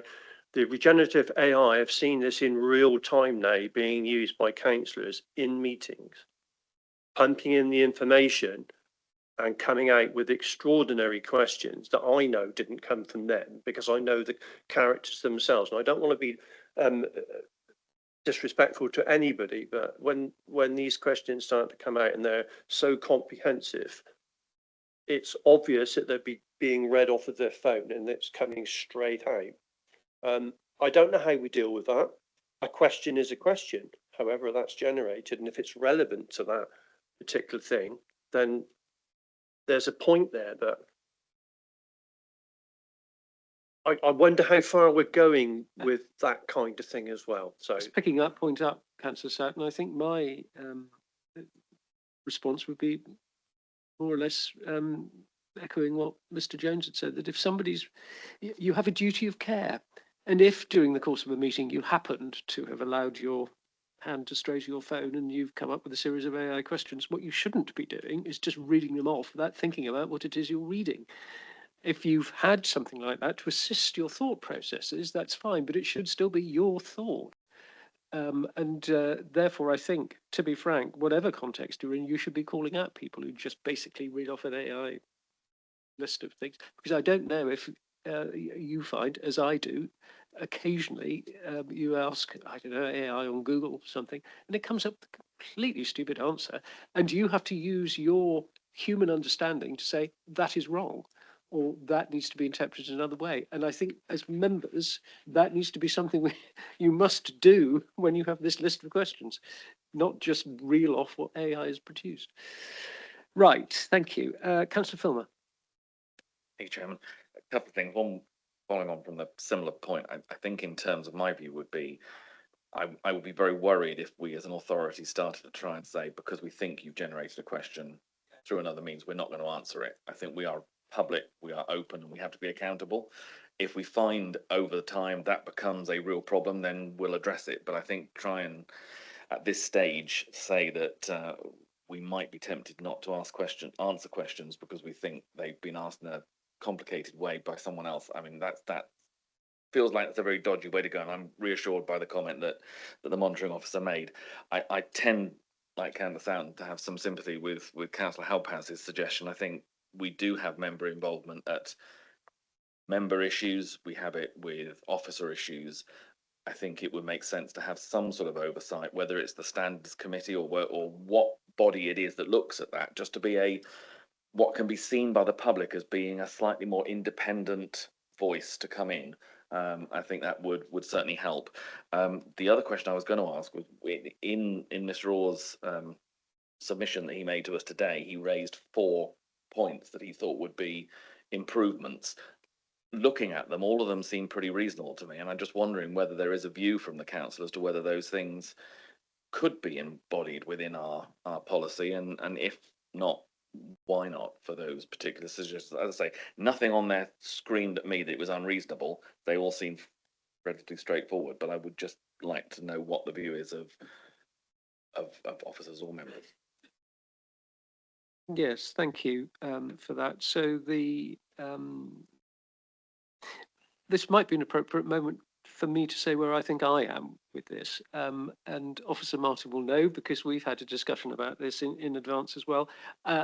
Unacceptable behaviour, of course, when it is abusive, violent, distressing, is clear, objective, and is something that needs to be borne down upon in the interests of our members of staff, and actually in the interest of the customer very often. So having an unacceptable customer policy is absolutely right. Where I have some qualm and concern is when unreasonable behaviour is actually persistent behaviour, and if it is excessive to the point that it becomes unmanageable, then clearly that also needs to be borne down upon. What I am concerned about is when you have members of the public who are persistent in their line of questioning because they think that there is something that needs to be answered, that there is a question that the council needs to address and has failed to. And it is an extremely important democratic right, as far as I'm concerned, that you should be able to continue to do that. The post office, I suspect, would be one of those institutions that might say that the persistence of some people has produced a national change in attitude. And so I do have some concern that we shouldn't have a policy that relies finally on something that is subjective in assessing whether or not that persistence has become unreasonable. And also, again, in fairness to the officers, puts an awful lot of responsibility on them in exercising the judgment as to what is and isn't. I mean, you might say, well, it's obvious that this is now, it's gone beyond the point where it can be coped with. But nevertheless, they are the ones that have to bear the burden of that judgment. And I'm anxious about that as well. It puts them in a difficult position. And it also might result in those people seeking after truth being ultimately denied. So I've got those concerns, I have to say. The point about member input into, for want of a better term, the appeal process, I've heard from all sides of the room now. I think we feel that there should be some point at which that is enabled. We've got the anonymized, the independent overview of the cases, which will be reported to the portfolio holder on a monthly basis. And I think we welcome that. We do welcome that, but I still think that the issue that has been raised about effectively the appeal process, in the interest of transparency, and members are ultimately customers' champions, aren't we? That is what we are there to be. And so having member input at that stage, I think, would be appropriate. So there are elements of this policy I believe do need to be considered in more detail. Now, whether or not Mr. Orr's questions, far be it from me to say, are ones that, or the suggestions are ones that we should also recommend from this morning, I will leave you, ladies and gentlemen, to comment further in the light of what Mr. Filmer has just said. But just to reiterate, unacceptable behaviour is absolutely right that we should have a clear policy about that. Unreasonable behaviour, I think, is a much more difficult subject, and we need to be extremely cautious about it in the interest of transparency and making sure that we are functioning as a properly democratically accountable organisation. Councillor Trimble. Thank you. So yes, that's exactly what I was saying about that balance at the beginning. That we have to always have a consideration for the welfare of the officers or the person on the receiving end, but also the situation that the person who is making that contact would feel that they are in. And I think your post office example is absolutely spot on. And so it's really important not to write that off as being a nuisance. Understanding though that if you have a dread of opening your emails because you're expecting something to be there that you can't deal with anymore, and I think, you know, where does that line come in? And so I think that's where some kind of board would would be more helpful in being a mediating body between a customer and an officer or a team that's facing this difficulty. I did have a question because actually when schools were mentioned by Councillor Hewitson, it reminded me, I do a thing called Teachers Talk Radio, and we talk about the issues of teaching at the time. And one of the things that came up was the amount of time that schools are spending in dealing with lengthy complaints that are AI generated, and exactly that issue, pages and pages and legal stuff, and they don't have those legal teams. And so it led me to believe, and I'm going to swivel round to you, does this also cover our local authority maintained schools, or do they have their own policies? Yeah, they have. Years ago, I've been here a long time, we did used to deal with school complaints and things along those lines. But nowadays, schools deal with their own complaints through their sort of process, which is generally through the head teacher, through the Board of Governors. And then there can be Secretary of State complaints by parents to schools as well. So we don't tend to get involved in those now.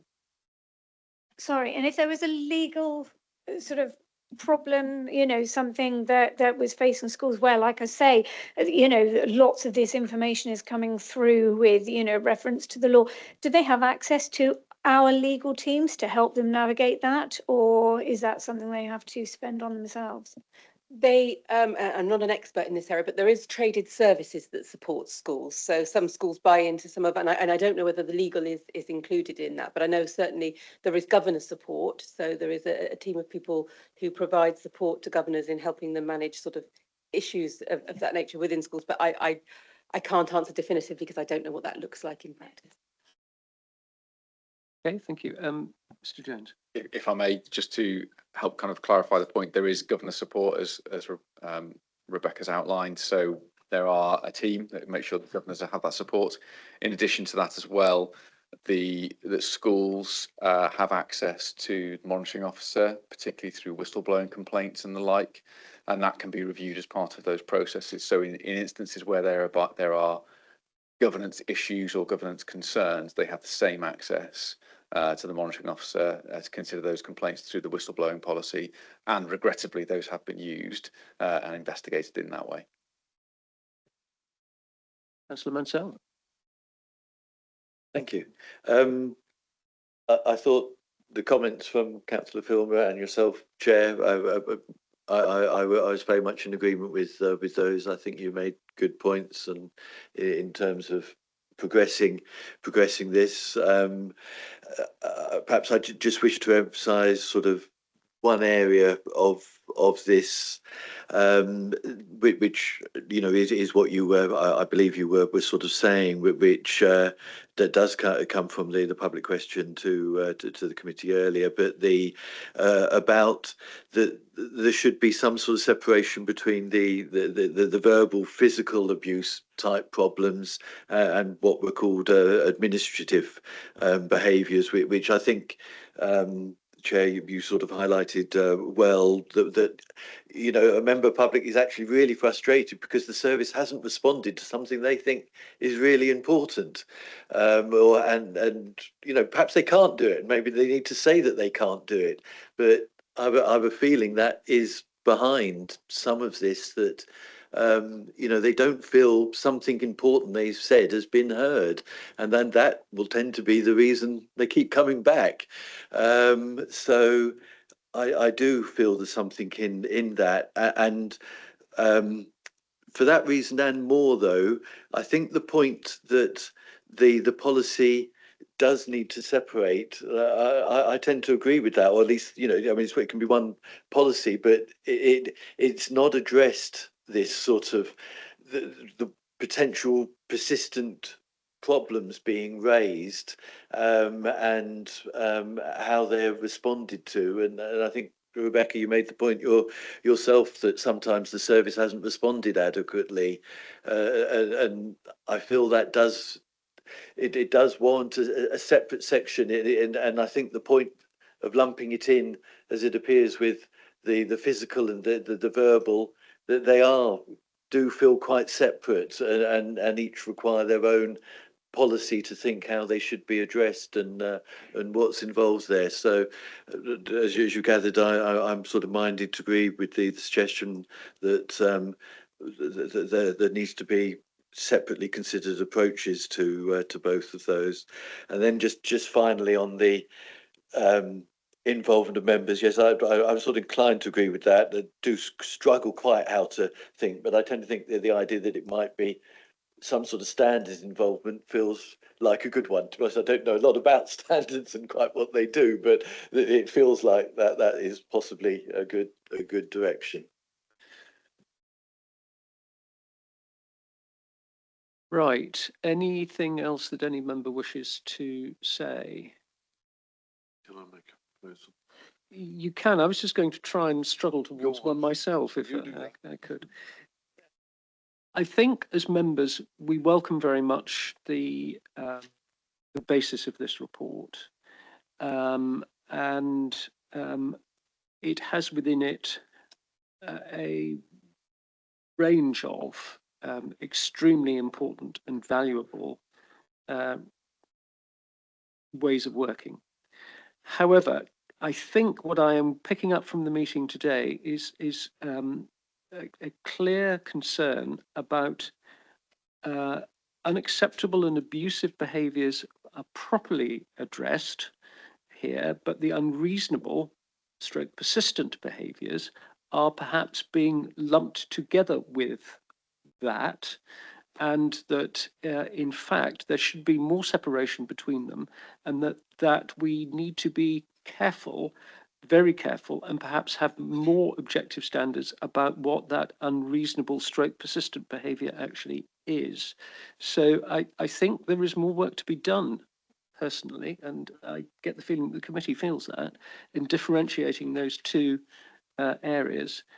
And the second thing that I do think has emerged from this discussion is that we do feel that there should be some sort of member involvement in that, for want of a better term, final appeal stage, and that should also be incorporated within this policy. Those are things that we do feel need to be considered then by the executive as this policy rolls forward. I think those are the two key things that I'm taking from this debate. I know Councillor Filmer has mentioned all of the points that Mr. Orr mentioned, but I think, if I may say so, I think those are the two keys that I'm concerned about, and I think have also appeared in Mr. Orr's comments. Are we happy to go with that? Councillor Filmer, possibly not. Was only going to ask if even if we don't specifically say that they should be incorporated, I think it would be useful to Indeed. us that they be considered whilst the issue is being relooked at. Because as I say, they nothing in there screams to me it's unreasonable in what's being asked. Yeah, Mr. Chairman. Yes, Councillor Hobbs. Now you've got the opportunity to say. Now what you said doesn't really map to what I was going to propose at all. Well, you can propose it and I'll second you. I don't have a problem with that, but I would like to have a vote from this committee to take to the sorry, Martin. Would like to have a vote that we take to executive on specifically the two things that you have proposed. Councillor Lovell. I think we just need to make sure we have covered off the point that you, Chair, raised earlier, that actually what we are doing is listening to the public, and that the threshold, I get it, as to when we consider something's unreasonable or isn't, is actually maybe too tight, that actually we've still got to allow plenty of scope for a reasonable representation from the public to be listened to. And can we add that as number 3? That the background is we still believe in that value. Well, I think taking Councillor Filmer's point, that whilst the two issues that I was focusing on are the ones which I think are the most important, Councillor Filmer also pointed out that the other 2 points that were in Mr. Orr's question are also important and should be considered as part of the policy being finalised. The second of which is reinstating the values around being customer focused, fair and accessible, and I think that more or less says exactly what you just pointed out. So I'm proposing that from the chair, seconding it, I think, by the acting vice chair. Any other comments on that, ladies and gentlemen? Are you happy with the position that we've reached? So may I see all those in favour of that? Right, thank you. So I think there's a clear message going from Scrutiny here that the policy does need some more attention. That isn't to underestimate for a second the work that's been done on it by officers already, which we do absolutely value. And I have to emphasise again, we're extremely aware of the pressure that officers are put under by some of these requests, some individuals who do exhibit behaviours which become extremely trying and extremely difficult. But we just need, I think, to express our concern about the fact that as a democratic organisation, we have to be seen to be going to the absolute final point in making sure that we have dealt fairly with all customers. Is that all right? Right. Hold on. This is... Oh, Councillor Lation. Just a practical point. I just want the committee to be assured that there is a policy in place from last year that was approved last year. Is that right? When I was looking on the version control, it looked as if there was a version from 2025. Is that right?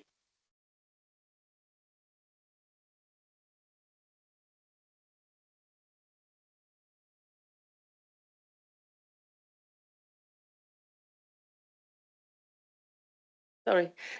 Yes, there was some changes made to grammatical errors and things last year, but there wasn't a full review of it because we were waiting for the cautionary contacts review, which was anticipated last year and delayed. So it has been delayed somewhat.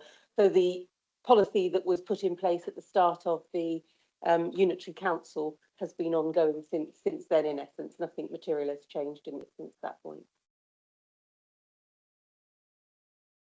So, members, we've made our recommendations. We've given the feedback on the revised policy prior to sign-off being sought from executive in April. I hope that the executive members who've been here this morning and the report that will go back to the executive will make it clear how strongly we do feel about this, and that will be properly taken into account by the executive. Okay, thank you. So, may we move on then to item 9. Which is the Corporate and Resources Forward Plan, which is on page 217, and Officer Latkovich will say how impressed he is that we're only 10 minutes behind schedule. Thank you, Chair. Very impressed. In terms of the items for 29th of April meeting, you can see that amongst all of them, we have Inspiring Innovation quarterly update and also Modern Data and AI Council. Speaking with officers supporting the update on Inspiring Innovation, they're suggesting that knowing the interest that the committee had shown in Modern Data and AI Council, this being considered as a part of that report rather than separately because it's under the same program. So that's the only, that's the update, what you can see in the forward plan in brackets TBC as part of Inspiring Innovation update. And that's the only update. Thank you. Okay, well, I think that's not unreasonable. I'm okay with that. Councillor Filmer. Just one question to ask in terms of the programme going forward, and it may be our successor committee, but where does budget monitoring and performance monitoring fit? It will come to this meeting.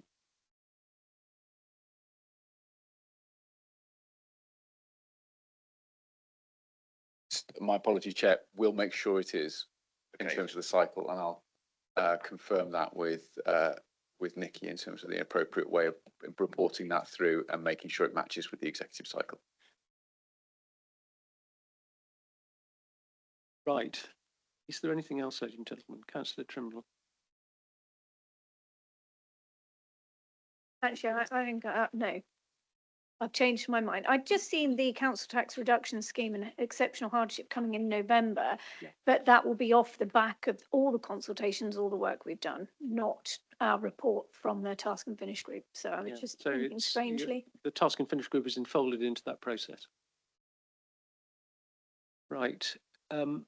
If there's nothing else then, ladies and gentlemen, I will close the meeting and suggest that you all go and warm up somewhere. Couple of councillor, oscillation officer, whatever results in warmth. Thank you very much.